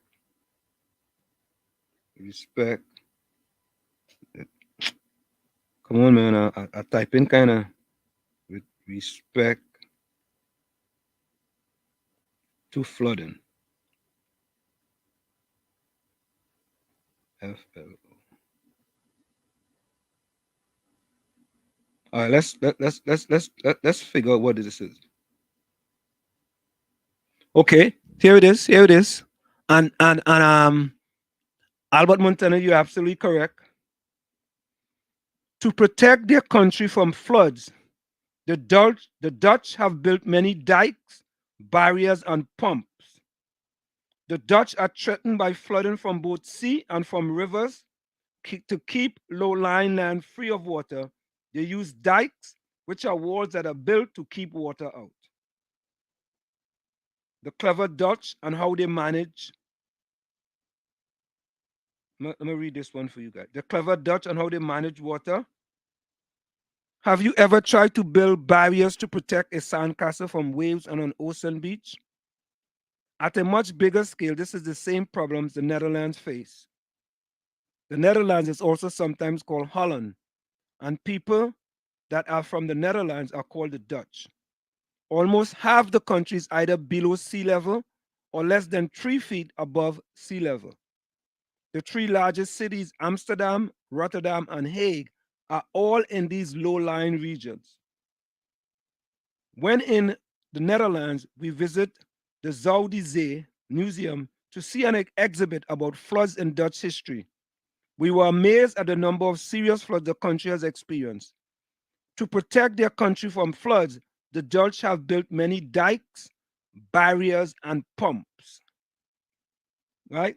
The Dutch are threatened by flooding from both sea and from rivers. To keep low-lying land free of water, they use dikes, which are walls that are built to keep water out. Along with the dikes, they use continuously operating pumps. If the pumps stop, water will eventually seep back into low-lying lands. After a serious flood in 1916, they used one massive dike to close off part of the ocean. The same thing, the Zuiderzee, an inlet of the North Sea, causes many floods. So the Dutch built a 20-mile-long dike to close off parts of it off. When it was completed in 1932, it created the largest freshwater lake in Western Europe, called the Jesselmer. So there you have it. There you have it. The Dutch dealing with flooding. Why don't the RPM send somebody to Holland? And that is what Karen Nunes-Shishera was talking about. Why don't the RPM send somebody to Holland in order to see how they deal with flooding? Look how easy that is. Right? Because, I mean, they should be flooding every time it rains, and they should be flooding because of global warming. Right? So we making excuses and talking about Grenada flooding and Guyana flooding. Yeah, okay, so what? So what? Guyana does play cricket, Trinidad does play cricket, New Zealand does play cricket. So what? My thing is, they need to go to Dubai and see how Dubai built a city out of sand. Huh? Yeah. That ain't who they need to be. Georgetown, Guyana is under sea level, and the seawall prevents the flooding. The seawall? The seawall prevents the flooding? Yeah, that's what Albert Montana is saying. Okay.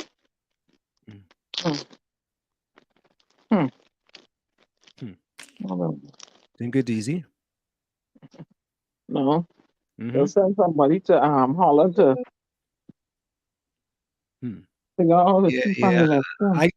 I think that we have to get away from justifying what's going on in Trinidad by using what's happening in other countries and say, well, yeah, it's flooding in Guyana and Grenada. So because it's flooding over there, we should accept flooding in Trinidad and Tobago. Yeah. No, that can't right. That can't right. If things going bad in politics in this country, we'd accept things going bad in politics in Trinidad and Tobago. Or if things going bad with politics in Grenada, we should accept that. Why don't we accept that Grenada is only about 5 to 10 murders a year? And that's what we should have in Trinidad and Tobago. How about that? How about that? Why we don't think about that? Let me reverse it now. Let's reverse it. Right? What we have? 500 and how much murders? 49? 549 murders? Right. Why we don't say, well, boy, Grenada only have 5. Why we have 549? Let me see how much green murders Grenada have for the year. But wait now, wasn't a police commissioner supposed to be in place by now? No, they're not. That might be another few months. That might be another one. Oh God, they cool. Explain what is it? Another few months. But nah, come again. No, another few months for police commissioner. Yeah. Hey. And I ain't see nobody march for that yet. Constitutionally. Watch. November 1st, 2022. 8 homicide for 2022 in Grenada. 8. Let me compare to that now, yeah? Yeah. We make a comparison now. Grenada only have 8 murders. 8. Yep. And we have 549. Let me compare And that to now. What's Grenada population? Let me see the Grenada population. Grenada population. Grenada population. Grenada. Grenada population. Okay, hold on. 113,015. Right?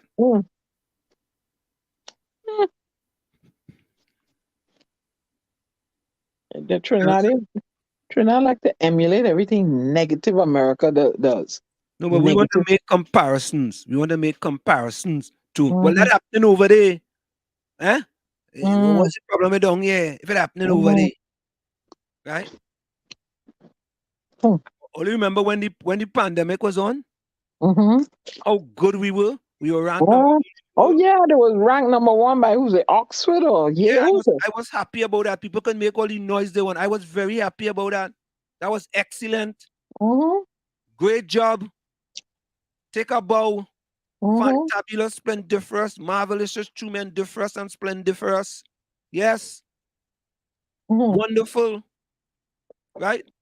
And all of a sudden, when we lock out people, we want to look at what New Zealand doing, what this one doing, and what that one doing, because them lock out. But you don't want to look at all the other countries who didn't lock out their people. You only want to compare to people who doing the same thing like you. What about compare to people who not doing the same thing like you? Look. Yeah, Anderson. Grenada schoolgirls, children, the socks up to the knee, yeah, and the skirts under the knee. Yep. Why school? Right. Yeah. And another thing too. Yeah. Why some of them? Why these schoolgirls going to school with lace wigs and all kind of thing? Somebody explain that to me, please. Why we don't take the positive things out what they're doing and bring it to Trinidad? Why we don't do that? And we take some of the positives now, rather making excuses and saying because over there flooding, we should accept flooding in Trinidad. Because Grenada and Guyana flooding, we should accept flooding in Trinidad and Tobago. Yep. Yeah, well, we should accept flooding here in New Jersey too. Because Trinidad flooding, Guyana flooding, and Grenada flooding. So, all only beat them. All they have to accept flooding, because Guyana flooding and Grenada and Grenada flooding. So they have to accept flooding. Thank you, Akira. Go to the head of the class. What do them girls wearing lace wig?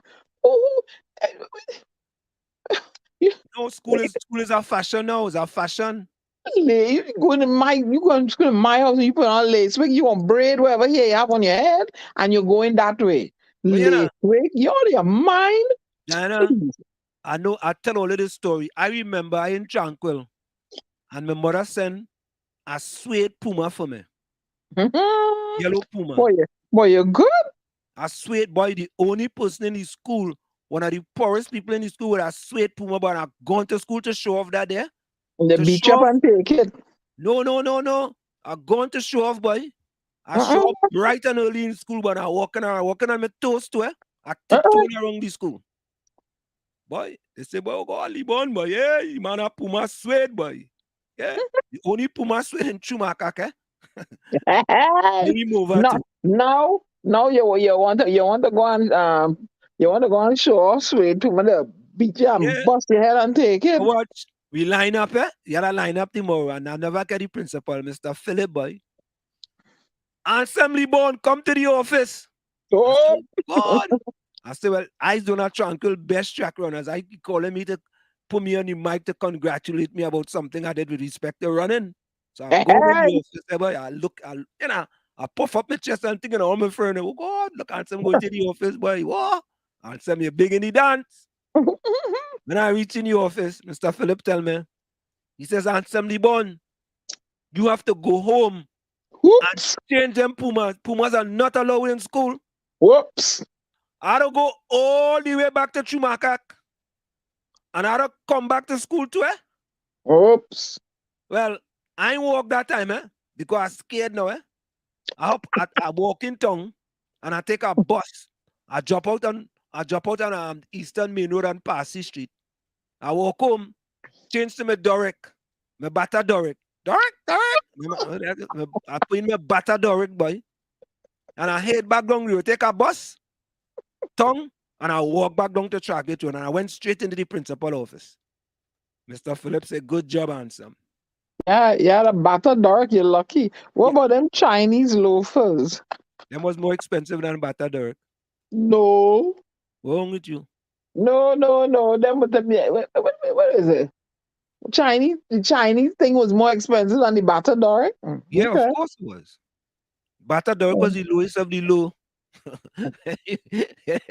When I go to school and I went my Bata Doric.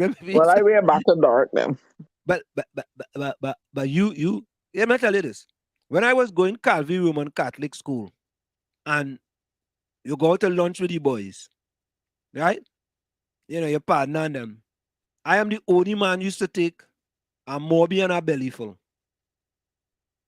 Now I could have ordered a Moby and a belly full, yeah. And the Moby used to be like sweet water, right?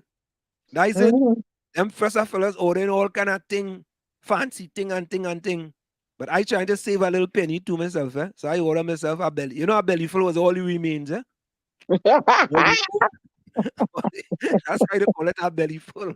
But when you eat that, so your belly full, you know, and that thing was heavy, boy, like bread pudding. They used to put all the thing. They put the scraps on the bread, anything left over. I must figure they must put rancid bread in there too. Anything left over there, must they put it together, put it in a friggin' thing mixed up, and they make belly full, boy. When you finish that, so boy, your belly full. But you lucky you get that. So I had to eat the fruits that was in the tree, and sometimes when they were green, I had to eat them. A green guava, belly full. Green mango. I had to eat. I couldn't eat green kaimit. I couldn't eat that. I wasn't too delectable. Green mango. I had to eat many days with salt. No. Green guava.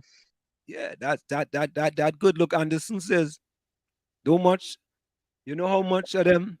I know what Bata Doric. Yeah. Anderson, don't care how you spell it. I must even spell it myself. Yeah, Bata Doric, boy. Let's go Bata Doric, Bata. Yeah. Where, Eiley, what are you talking about? Yeah, school at fight. Right? But we didn't know real type of fight like that. And listen, you know for a fact, if you fight in school, but you in trouble, boy, you're getting licks from the principal or your teacher and your parents too. Yeah? Fight. Nobody fight. We don't need that kind of fight in school, boy. No guns and knives. You settle your score. It was called settling the score. You settle your score. And it was always, all right, I'm going to meet you in the savannah, 5 o'clock, 3 o'clock, every time school out, right? And don't let me have to come looking for you, whoever was. Oh. Yeah. Look, Rennie. Rennie know what you're talking about. A batter dog or a batter bullet. Yeah. But Rennie, the batter bullet at the pegs at the bottom, that was a little more expensive, eh? When you get pegs in the bottom, that batter was a little more expensive. When you get batter with no pegs, oh Lord, that was your cheap batter. that must be one I wore then. Yeah. Yeah? I no joke. I watch them. Mm-hmm. You know when your foot grow and your little toe push out through the side of the shoe, right? Mm-hmm. Yeah, obviously had it for relief, you know. Man, I had to perform magic and lengthen the sole of the shoe in a way and the front of the shoe with tire. You know, and glue it back or chain it back with some wire. I no shoe to go to school, eh? Yeah, but listen, look Anderson saying again. That is right. We used to fight to see who come first in class and see who get all the A's. I no joke.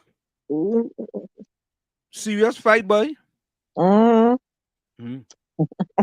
Yeah. Oh God, look who come in. Diana, you wouldn't believe who just come in the chat.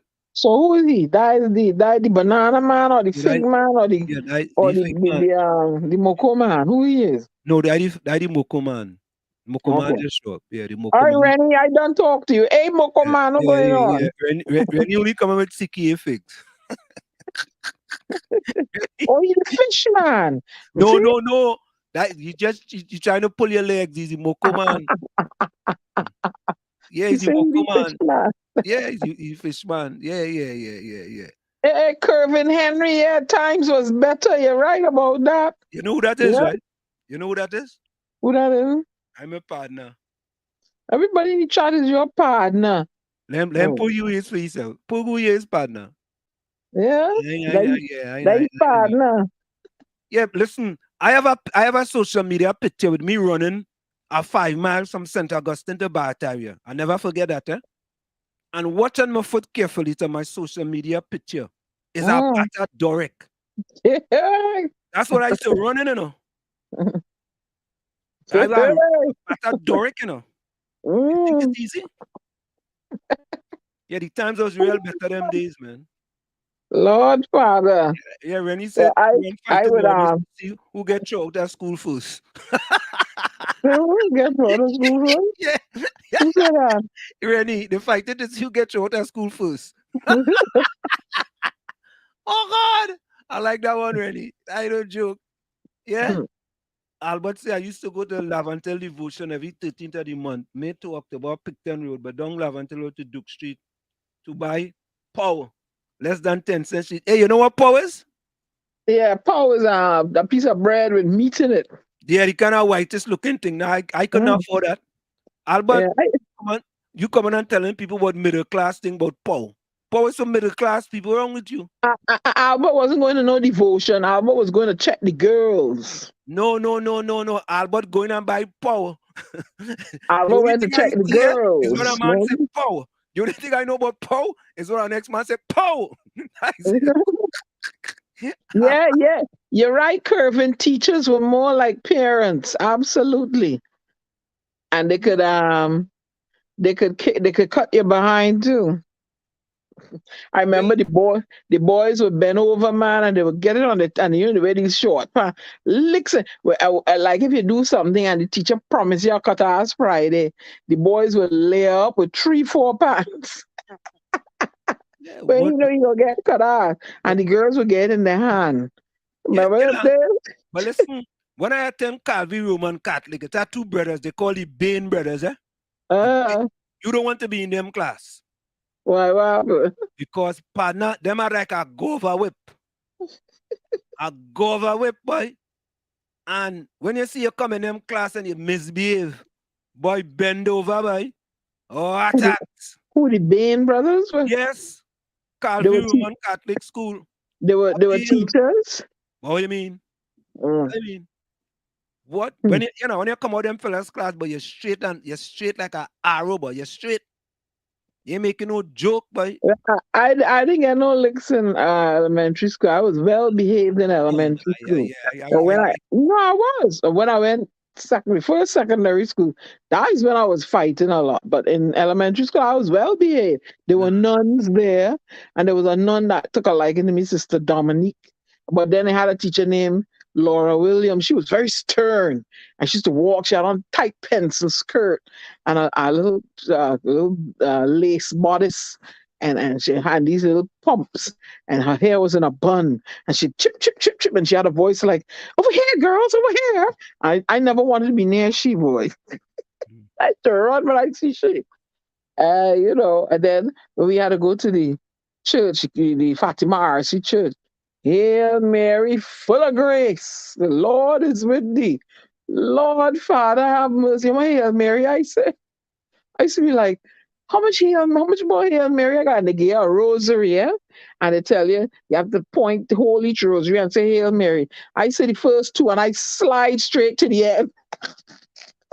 No, I think what it is that, we have taken a lot of things out of schools in Trinidad and Tobago that's different, and things are kind of different. It's funny, in this country, when you send your kids to Roman Catholic school or to private institutions, things are very strict, Yeah, it's very. I'm Very, just very telling strict. you. Yeah. You had to say Hail Mary for each bead on the rosary. So I was like, after the first day, I'm like, I gotta say all these Hail Mary. Man, I said the first two when the teacher walking on the nun or she watching it, and I just slide my hand to the one closer to the cross, and you're allowed to get up when you're done. Say, I get up and I go on. But me say all of them, I go on. But you can't do it every day. I would say 3 one day, 2 the next day, 4. By God, me saying all that. How many beads on that rosary? I'm not doing that. I go on. Yeah, but listen to this. My son went to boarding school, right?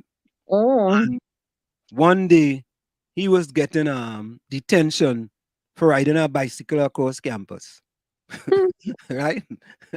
So he called me now, hysterical. Dad, I don't understand why they're giving me detention for riding a bicycle across campus. I really didn't know. So I said simply to him, because he was on the soccer team and he was one of the best players and he was a very obedient student. So I said, Malcolm, go and explain to the dean that this is the first time it has ever happened. He really didn't know because he was new to the school and thing. Right? So he went and he explained to the dean and he came back and told me, he said, Dad, the time I don't have to take no detention because it was my first time I did it and they like it because I was honest with them. I said, that's all you had to do. He went and he talked to them and they say, all right, Malcolm, just don't do it again. There are rules. And it's like the utilitarian approach. There's consequences for your actions. It's that simple. And poor me, Ansler, right? When the first time I got communion, and I see everybody taking this thing and they gave you this cup with this, I was like, okay, the juice tasting good. So I waiting for the bread, right? When I did get the bread, Diana mouth. I said, but this ain't tasting good. No, you don't want to say that. You don't want to say that. No, I ain't know better. Oh, the nun come and grab me by the ear and lead me to the back of the church. I put me in a pew by myself and she said, don't move from here. Yeah. Richard Ramoub say, I guess Trinidad was built in a lagoon. I guess all over Trinidad was built in a lagoon. I mean, I don't know. Listen, I know that now. I know plenty of people who like to live up Chumakak now. Because Chumakak experience no flood. Chumakak no flood, right? No, Chumakak no flood. all you ever hear Chumakak flood? Whenever seen in the papers or in the news, we had flooding in Chumakak Lave until today. We had flooding in Snake Valley today. No, we don't flood. Yeah? Hey, leave me alone, Renning. Listen, I don't know about you, but I never used to hang out in junior sec. Right? He said in junior sec, it was a place to hang out. Plenty students skip classes daily. Whole school period, they breaking record beach. I don't know about all you. Well, back in the day when I went, we couldn't hang out and break no beach. I don't know about what year you went. We could hang out and break no kind of beach. Well, good. I break beach in Calvary Roman Catholic school. Like when we went for lunch, we just went up in the savannah and kicked ball. But in junior sec was half day. But you go break beach in half day. You might have a few in between there that tried it and they suffered the consequences, but generally speaking, we didn't break no kind of beach. You know? All right. So Kevin and we say San Fernando don't flood. San Fernando on a hill though, isn't it? Yeah. Right? Yeah, San Fernando hilly. Mm. So I just saying when Chumaka Clav until it hilly, so you don't flood up there. The hills are alive, boy. The hills are alive in Navantel. The hills are alive in Navantel, but we don't flood. Oh, look, Eiley went to junior sec and secondary school in Superior. I went to just imagine, Just imagine. I living in Chumaka Clavantel, and I went to junior secondary school in Digo Martin. Imagine that. How you used to get out there and say we had to run and walk? No. I used to go down to the Eastern Main Road, Moppa drop to Port of Spain. Go back and say that word again. Moppa drop. Yeah, I used to Moppa drop. We go down the Eastern Main Road with the school closed, right? We Moppa drop, and people going down the road with a pika go stop and give my right in tongue. But right? yeah. You try to mop a drop now, they go find you somewhere. You take and traffic your organ. No, we mop no drop now. When I went, so on the main road, we mop a drop. When I reach in tongue, I take the bus to Diego Martin. And coming back, I will either do the same thing. Because it had to walk from Diego Martin to Port of Spain. When I'm coming back, I do the same thing. And when I reach in tongue, depends on how I feel, I might just walk up to Chumakak. And that was it. That's another long walk. They should have provided transportation for you. No, well, my parents gave me money to take transportation. But I was trying to save money. Oh, so you mop the drop to save money. Yeah, I mop the drop to save money. And right. where you do with the money you save? I put it in the penny bank. Okay. Remember the penny bank in Port of Spain? No, I don't remember. Yeah. Right? So Hailey said 3 years in junior sec and 2 years in secondary school. Oh. Yeah.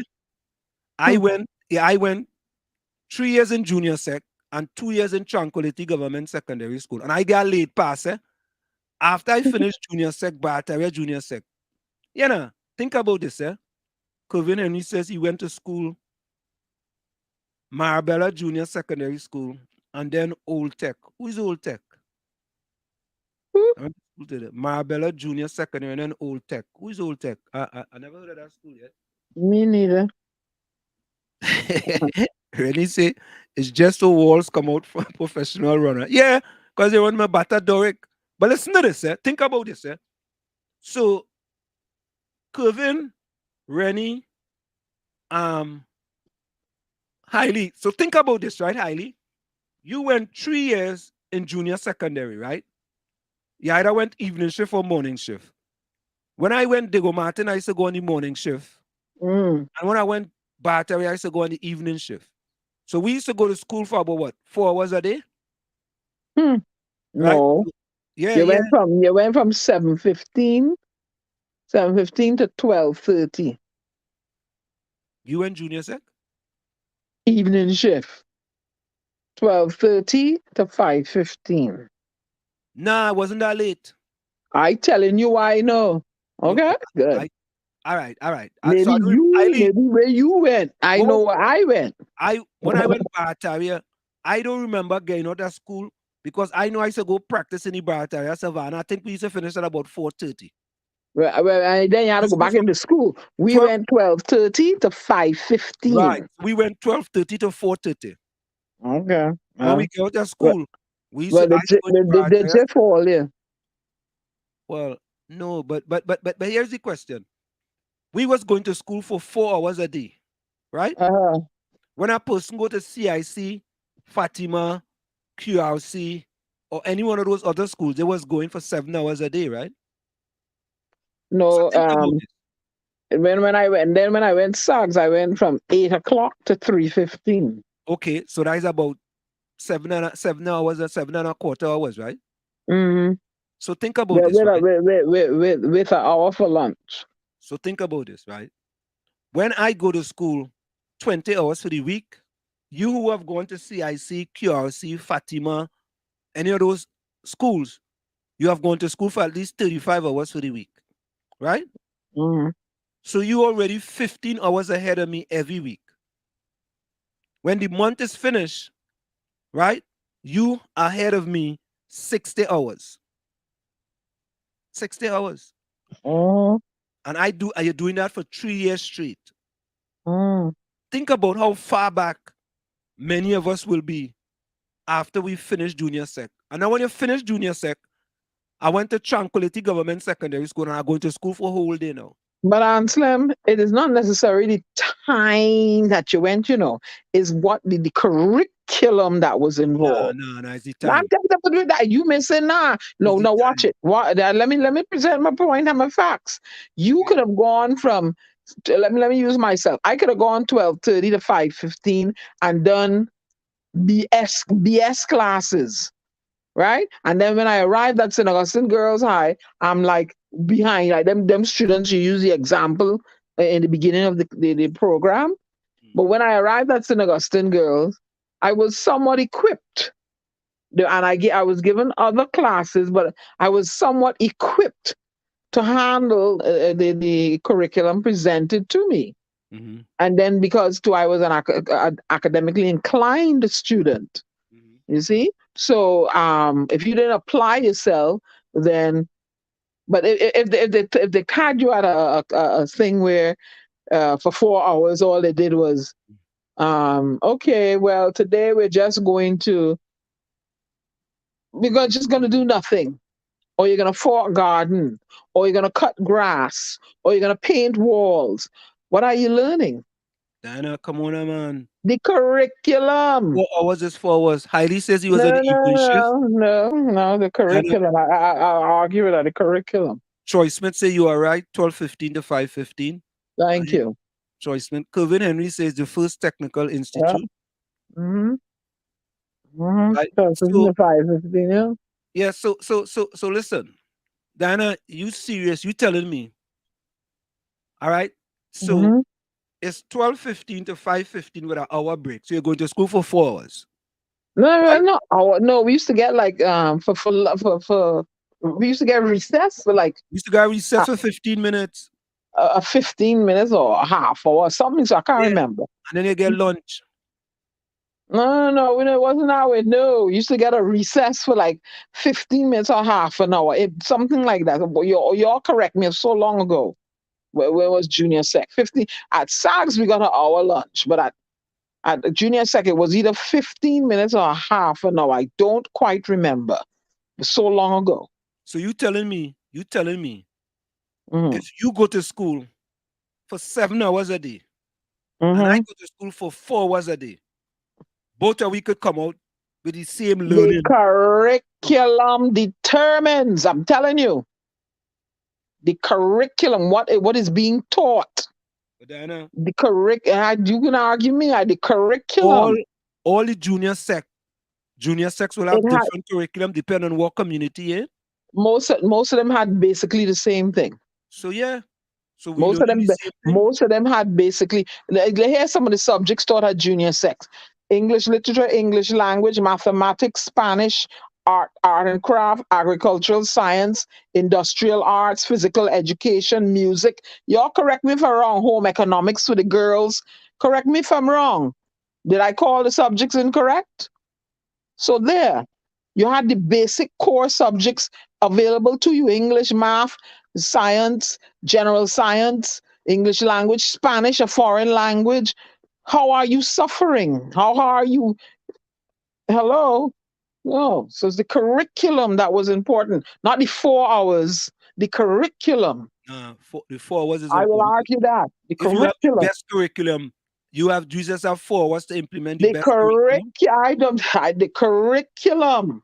I don't care what you say, answer that and how a lot of us was able to take that curriculum, go into the senior secondaries and the 5-year secondaries, and was able to succeed. in 4 hours. How were we able to take the curriculums from the junior sec that we were exposed to, take it into some of these established the top echelon schools and other secondary schools and succeed? It is the curriculum, I'm telling you. All right. I mean, I just see, I look at the hours. You were given the same English, math, whatever. No, that's not true. That's not true. You were given the same, but it's you to apply yourself. Fatima wasn't giving you the same math as junior sec. Maybe Fatima wasn't giving you the same, but if you ended up wasn't giving you the same, neither CIC, neither QRC. If you ended up at QRC, you had the basics from the junior sector. Apply yourself, though. Because when I ended up at St. Augustine Girls, I had the basics to apply myself. Dana, the curriculum at Fatima was not the same at a junior sec. But you were getting the math, no, the English. That's not true.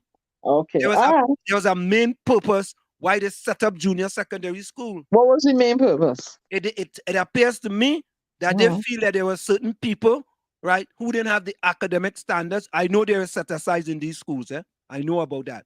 They didn't have certain academic standards, so they didn't go Fatima, QRC, CIC, St. Mary's, and all them top echelon school. And look what Albert just says. If you were a white boy, you would have gone St. Mary's or Fatima because you're good in sports. But you know why I ended up at Tranquil? Because my last name is Liborn. They thought I was a French Creole. Liborn. I come from. How come I couldn't pass for Tranquil from the beginning? But after 3 years in junior sec, I passed for Tranquil. But I went to school for junior sec 4 hours a day, and I get brighter. And then I passed for Tranquil.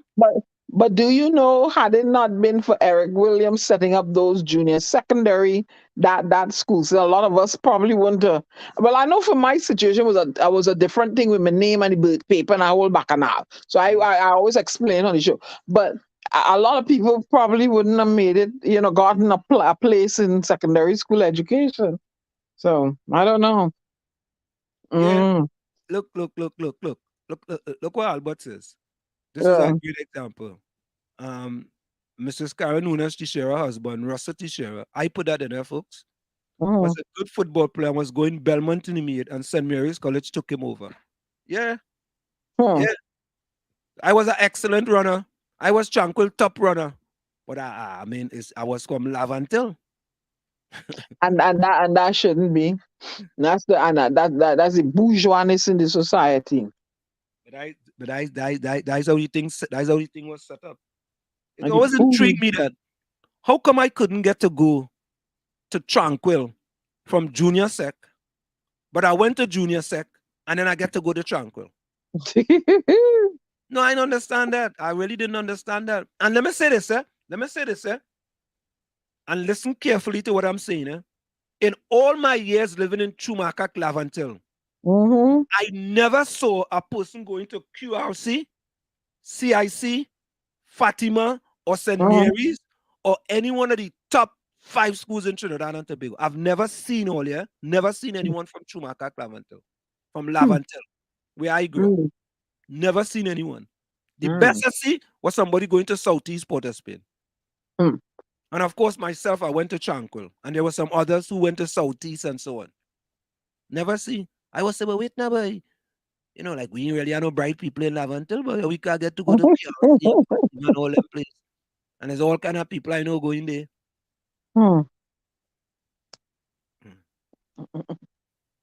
Yeah. I'm listening. And highly that's correct, because I know I was moving forward. I did not care the exam at all, and I still passed the junior sec. It's the system for sure. Yeah. And let me tell you, so highly, when I get a visa to come to America, it was just before I said GC in Trinidad. I really didn't care. That's serious. I didn't care whether I get 5 pass, 4 pass, 3 pass in the GC. I really didn't care, because I already know we had a visa to leave to come to America. And everybody think that, everybody that say, oh, she'd get a scholarship from Trinidad. I never get a scholarship, track and field scholarship from Trinidad. When I came to this country, I went back to high school for 1 year, and I got a track and field scholarship for my performance in high school in this country. Right? So, just to clear that up. But folks, Hailey, Albert, Kevin, if you're still there, put closing comments in the chat. Troy Smith. Troy Smith, where's TD? Also TD for the boys. Where's that? Troy Smith, put closing comments. Technical drawing. Oh, yeah, right. Yeah. We had drafting in school, but woodwork. Yeah. Albert, Rennie, Kevin, Troy Smith, Hailey, Nadia, Lana, if you're still there, Takesha, if you're still there. I ain't see Rose tonight. Yeah, but I mean, and this is kind of good to take us away from all the things that's happening in Trinidad and Tobago. Hey, Kevin, I didn't forget you. Anderson as well. Yeah, so put closing comments in the chat. But you see, Diana, is that some people say that junior sec wasn't good because we were only going to school for 4 days a week. But no, that's a lie. I mean, for 4 hours a day, not 4 days a week. 4 hours a day. 4 hours a day. Yeah. I don't know what junior sec that went to school for 4 hours a day. I didn't go to school for no 4 hours a day. So. Yeah, well, I mean, if you take away the breaks, you're actually in class for 4 hours. I didn't went to school for no 4 hours a day. So you went junior sec? St. Augustine Junior Sec? QREP. You went Carice as well, and Akiria. You went QREP Junior Sec? Were you on evening shift? Yep. Is my understanding all junior secs are now full secondary schools, right? Well, I know that one turned to, I know that one turned to St. Joseph Secondary, now 5 year, yeah. Akiria say Anderson sleeping already, boy. Anderson like he had a hard day today, boy. Oh, yeah, Anderson was in the water. He smelled all that water, so he had to go and sleep. But he had to run, carry Kizzy home and get. Oh, sorry. Sorry, Anderson. Kizzy. You getting tired with Troy and Anderson. Yeah. No, but I think I don't know, boy. I think at that point in time it was a good thing. So many of us, I know many people. Many people. Yeah. Rennie, you're absolutely correct. That's no joke. There were many good people that came out from junior sec. Many good. You're speaking to one here right now. Yeah, well, I came out of junior sec too.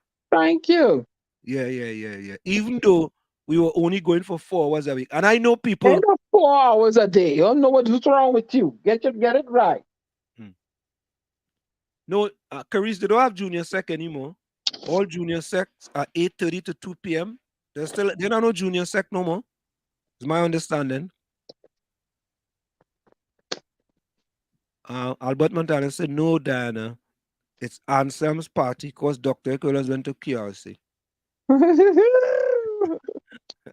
All right, folks, we're going to go for a quick station identification. Stick and states in the village with the DAT Triplets at WZYE 95.9 FM. You're listening to WZYE 95.9 FM.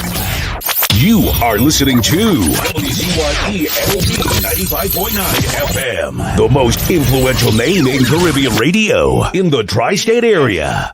Broadcasting from East Orange, New Jersey, the most influential name in Caribbean radio, WZYE 95.9 FM.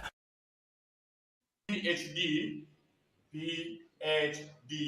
in phone. PhD in phone. You want to know what PhD means in phone? We write it this way: PhD. P stands for permanently. H stands for head. And D stands for damage. So PhD in full means permanently head damage.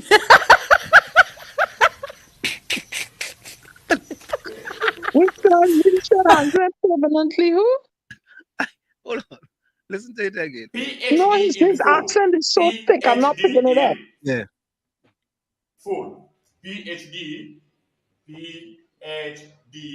in phone. PhD in phone. Want to know what PhD means in phone? We write it this way: PhD. P stands for permanently. You are listening to WZYE 95.9 FM. H stands for head. And D stands for damage.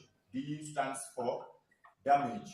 So PhD in full means permanently head damage. Permanently head damage.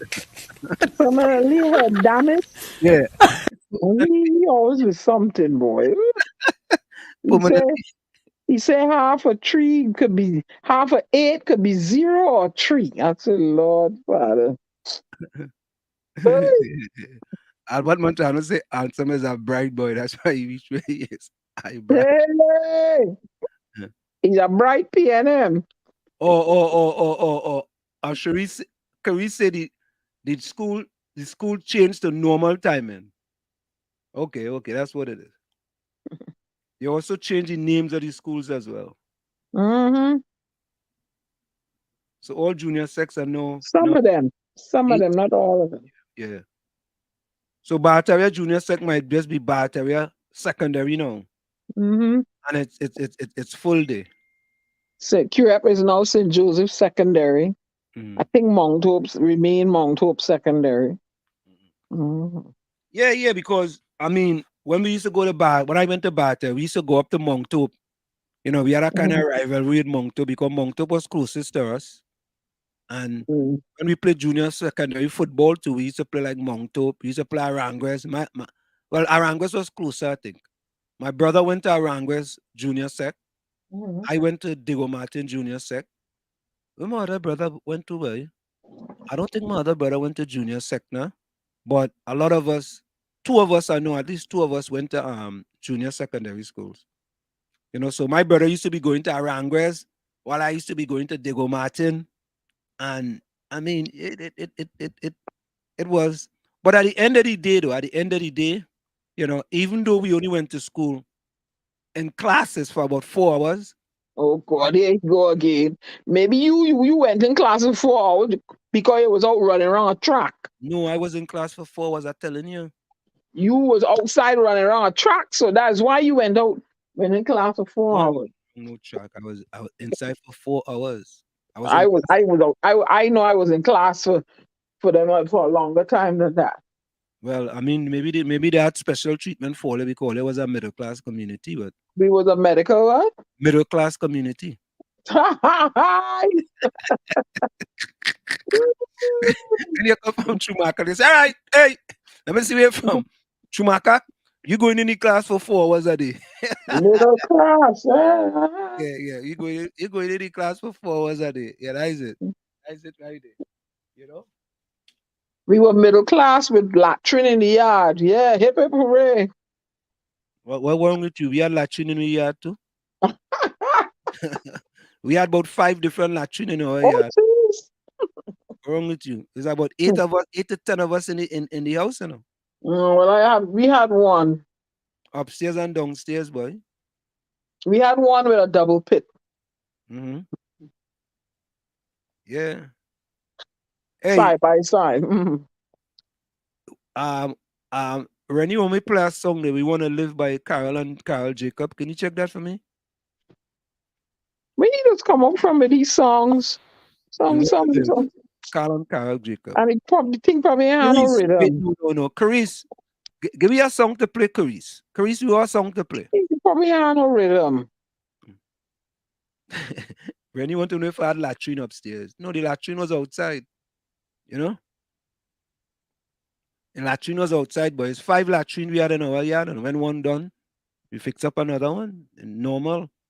And we had about 5 mango trees in the yard. The mango are the best mangoes. Natural fertilizer, you know. You can't be that type of fertilizer, boy. Wait, I'm muting to listen to that. Yeah. But no, I tried to get Caris to give you one. Let me see if Caris could give you one.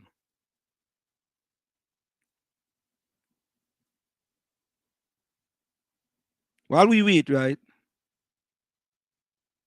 I want you all to listen to Herschel Walker while we wait.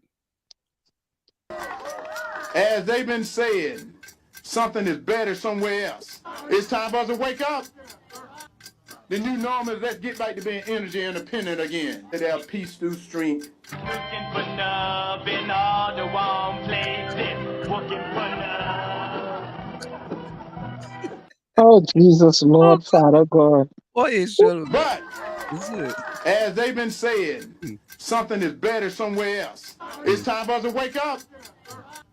The new norm is let's get back to being energy independent again. They have peace through strength. Working for love in all the wrong places. Working for love. Oh God.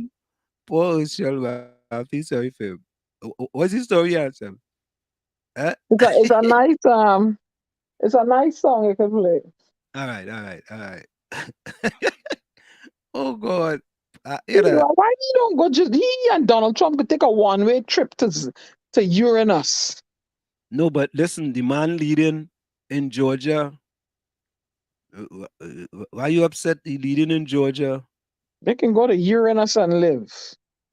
No, but he leading. You can go to Uranus and live. You hear what I said? No, listen to this one before we go. This is the last one we're gonna play. Listen to this one.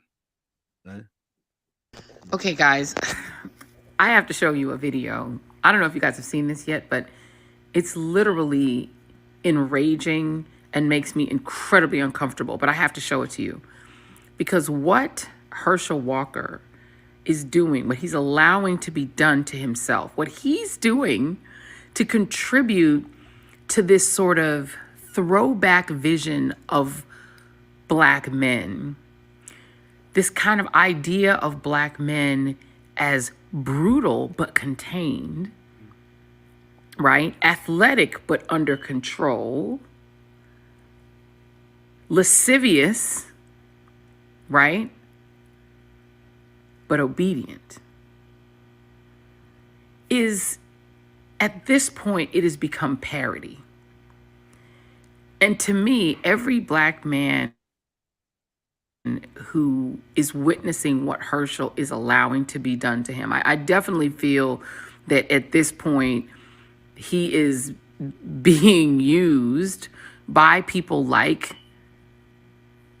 Lindsey Graham and Rick Scott and Tom Cotton, people who have no interest in Black people's lives, no interest in advancing Black life, in making Black lives better, who literally pine, it seems, for the kind of Blackness that they believe they had when they had control of Black bodies, that pine for this sort of throwback Blackness that is subservient and obedient and comical. That Blackness at that time was Blackness under duress. It was Blackness in extreme pain. It was Blackness suppressed. It was Blackness that had no joy, except the joy that it could eke out in the sparse moments of private liberty. There are people who pine for that version of Blackness, and he embodies it, and he's doing it to himself. Just watch the video. I just want y'all to watch the video, and then let's talk on the other side.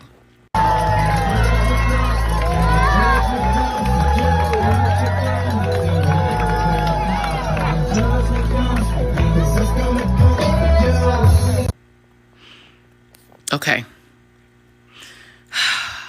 Deep breathing.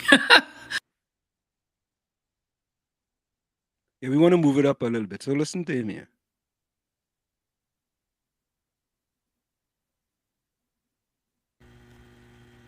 I want to tell you to keep the faith. Oh, you ever watch a stupid movie late at night hoping it's going to get better, don't get better, but you keep watching it anyway? Because the other night I was watching this movie. I was watching this movie called Freak Night, or some type of night, but it was about vampires. I don't know if you know vampires are some cool people, are they not? But I'm going to tell you something that I found out. A werewolf can kill a vampire. Did you know that? I never knew that, so I didn't want to be a vampire anymore. I wanted to be a werewolf. But then anyway, as I'm watching this movie, and then you can tell how stupid it is because it's 1 a.m. So I'm watching my TV, these kids watching their TV, vampire kill on their TV. So you know it's kind of stupid, but I'm still watching though. As I'm watching this show, what was funny, these kids had a vampire in their attic at their house. So they were watching their TV. Now I'm watching my TV as they watching their TV, or they see the vampire killer on their TV. So they win this contest to bring this actor. Now y'all got to stay with me. Bring this actor who's a vampire killer from their TV to get rid of this real life vampire in their attic. So as this actor comes to their home, he got all the right stuff.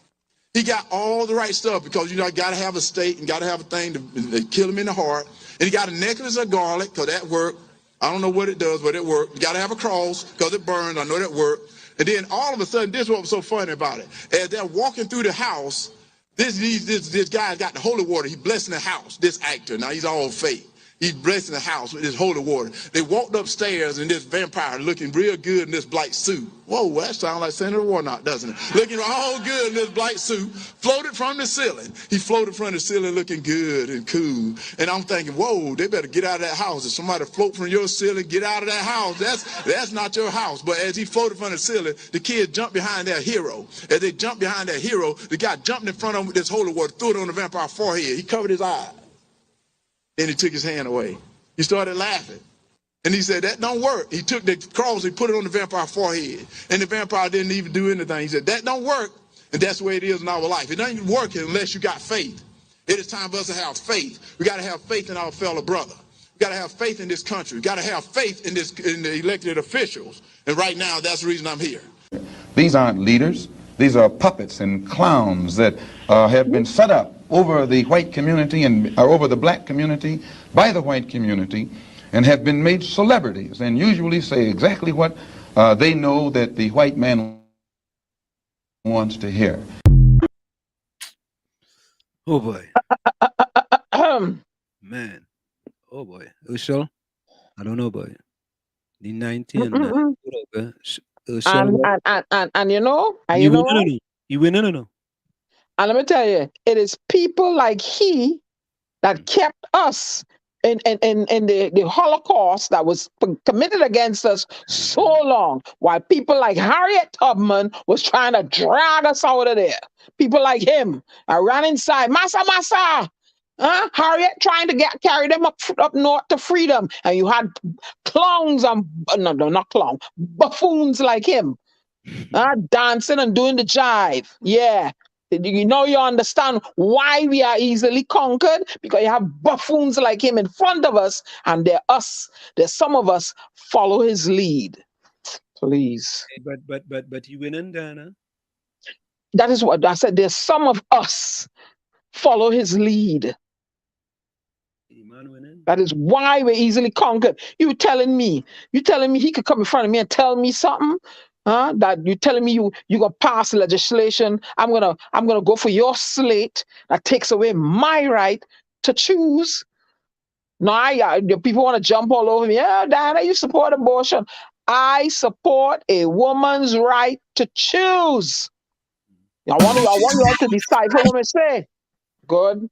A woman has the right to choose. Y'all should not take that away from her. To choose. Hear what I said carefully. When you have a buffoon like him, and I'm following him, please. But you know, they're down there, so hey. Yeah, I mean, we're gonna see what happens with Senator Warnock. You know, he has to pull it off. You know, because you know, Urshel is not really on his own. I think Urshel is just from playing so much football and getting hit in the head quite often. Hey, careful, player, your WC.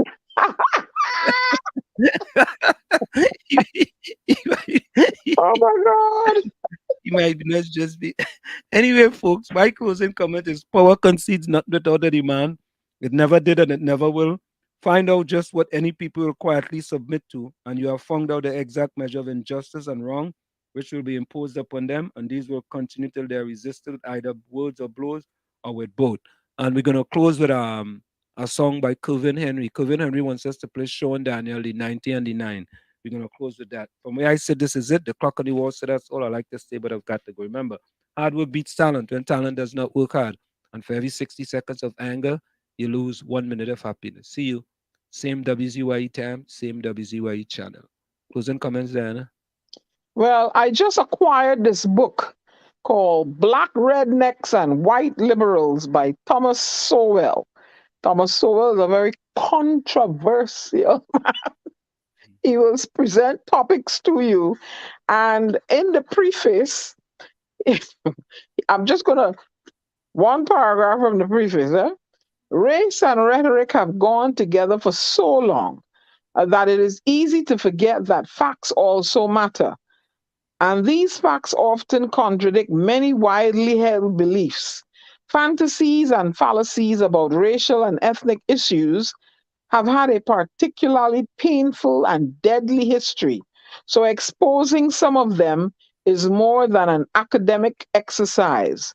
The history of intergroup strife has been written in blood in many countries around the world and across centuries of human history. That's all I'm going to share. This is your global ambassador, your poet, and your avid reader, bidding you all of Vidas in until we meet again. Harriet Tubman is your family, Curvin, where I am privileged to be in your company. That is my kind of girl. That is my kind of girl. Harriet Tubman? What? Harriet Tubman? My kind, huh? Not Tuna just jealous and say something is he Rowley family. I don't know what you're talking about. Not. What you talking about? What? Eiley, I don't know what you be saying sometimes, you know. Eiley says Donald Trump is black people problem. Black people is your own problem. Eiley, I don't know. Eiley, I don't know. Young people go come and look for you up in wherever you're in Canada, you know. Go ahead. What? This woman is speaking like her oppressor. Pure racism talk, and we think this is good. Who's speaking like her oppressor? What would I say? The woman should have the right to choose? I should have a right to choose, Hailey. How did I know that was Hailey?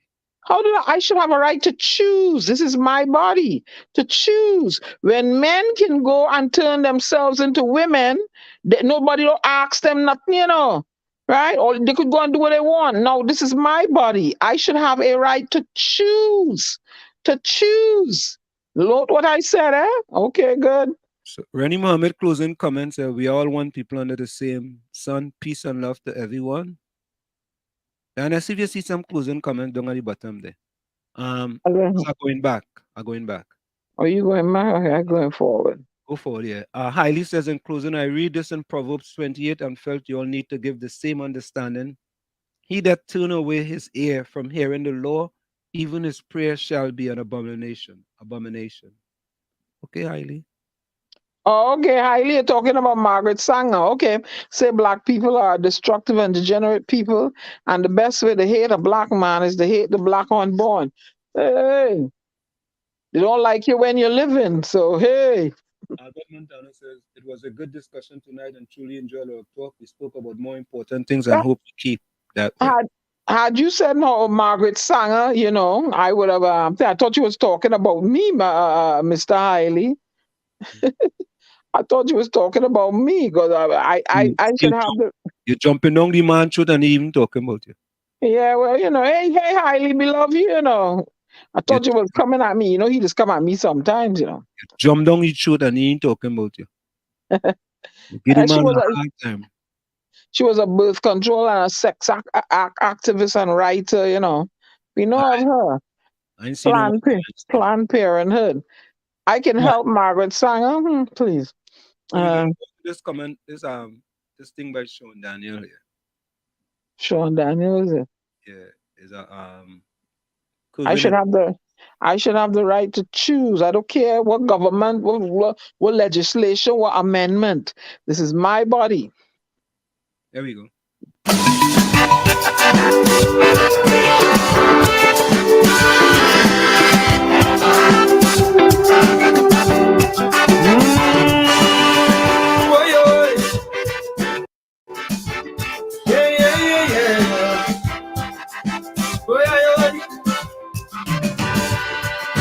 Tell me the story all about that good shepherd, how he leave the precious flock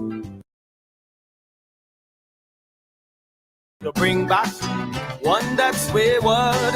That man knows what each lamb in his care is worth. Whether it is white or black, thin or fat, none must be hurt. With 1.4 million registered citizens, 14 to 15,000 man and woman stand to influence this land. And when the grass is green, it's a big money seed. That sheep look overweight, the rest are sheep look thin and lean. Is it 1% eating big in the pasture, mixing up one another, influencing the leader? But what about the 90 and 9? Don't mind you build the big mansion, don't mind you get enough attention. Your business thrive off the poor man, all you could help the 90 and 9 in Cedars, down in Ikaga, hey, over in when I'm back down to Chatham. We can't forget the 90 and 9 in Maclot, over by Avocat. Hey, Rancho Quemado, Sangre Chiquito, are singing for the 90 and 9. Hey, Carapo Caparo, Los Bajolos Zero, Rasho Seco, Guayco, are praying for the 90 and 9. Oh, yeah, yeah. Alacade, alabado, lampapade. Good shepherd, I'm telling you, listen to the sheep, yeah. Remember when we chased them wolves in sheep's clothing? Yes, it was the hand of God. He used the rod. There's no more hiding. And though the recession hit hard, we start believing. Oh yeah, milk and honey could flow over Trinbago. Blessings coming after you fleece the flock. Tax it be hard like rock. Some people still in shock. Jitty vein on the block, waiting to get back they walk. We hope for betterment, yeah. We wait for employment.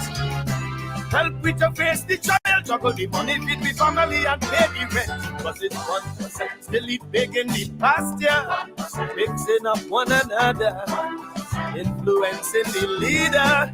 But what about the 90 and 9? Don't mind you build 2-3 mansion, don't mind you get enough attention.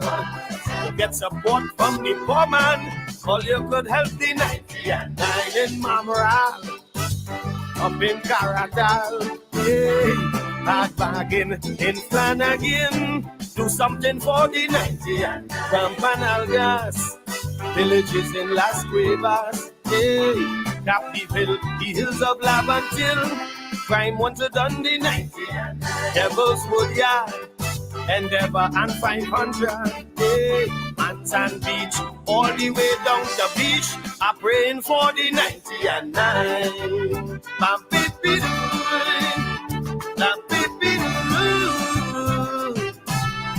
hey, I got the ship falling down in Maturita, hey, Maruga,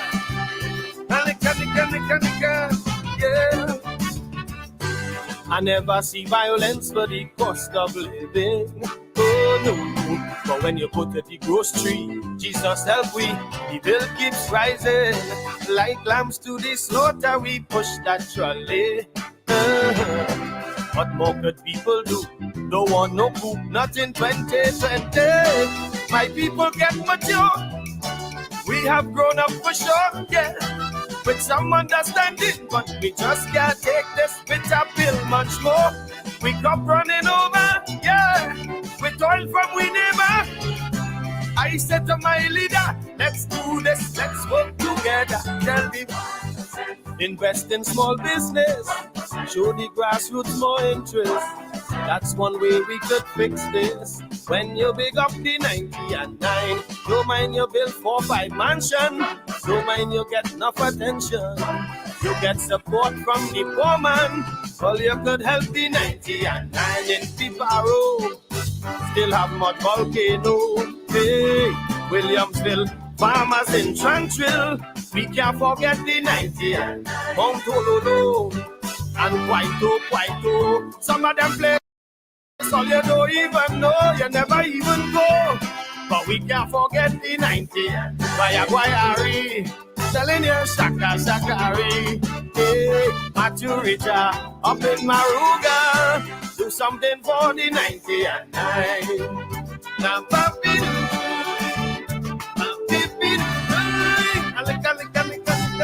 I'm telling you, Trinbago. Where are you?